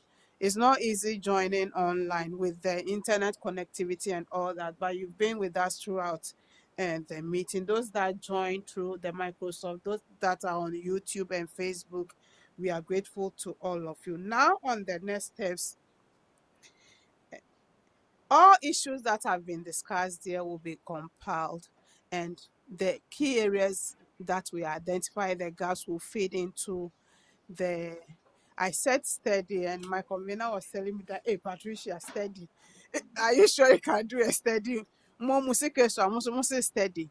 So we'll feed into the review of the policies that we'll look at. So all the issues that we've identified there, but we'll also plead with you that those that have carried out studies, existing studies, will also help in this. So we would ask you to share them with us. We are also, in our presentation, when we're presenting the overview of the project, we did mention that the TAG members, the Technical Advisory Committee members, advise that though NETRIGHT is a network, it will also be good to have, maybe we'll not call it a network, but when I say a collective, it's still a network. So we'll bring on board all those that are not on board the TAG, so that they will serve as support system to the TAG.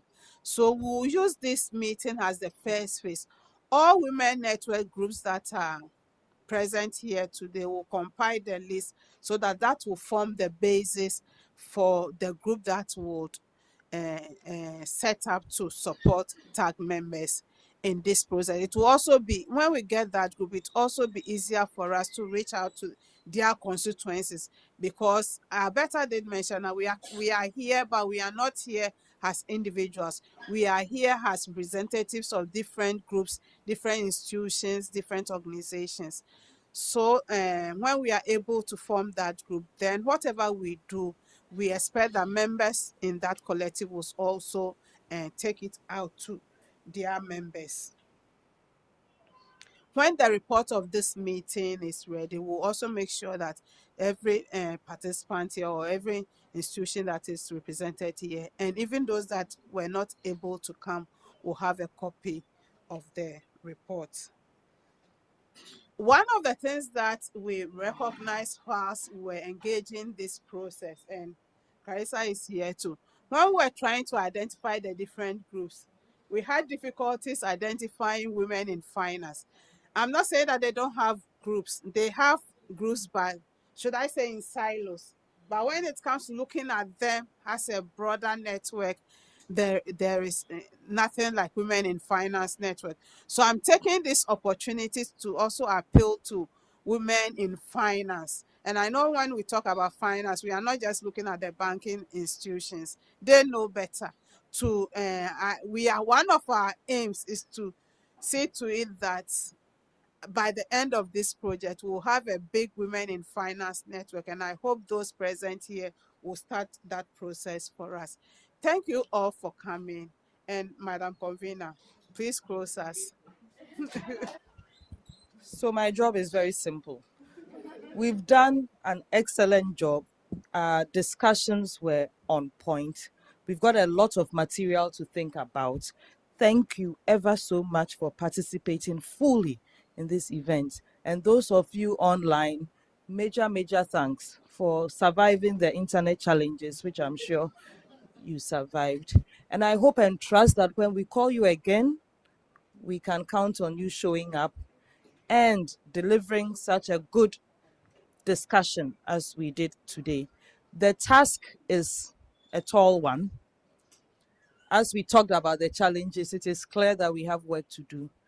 But I think that it's important that we have optimism and to know that so long as we put our hands to the wheel, we can get this work done. So what should I say? Good. Are we getting lunch? We are getting snacks. So enjoy the snacks, safe travels wherever you are going, and hopefully we'll see you again next time we call on you. Thank you.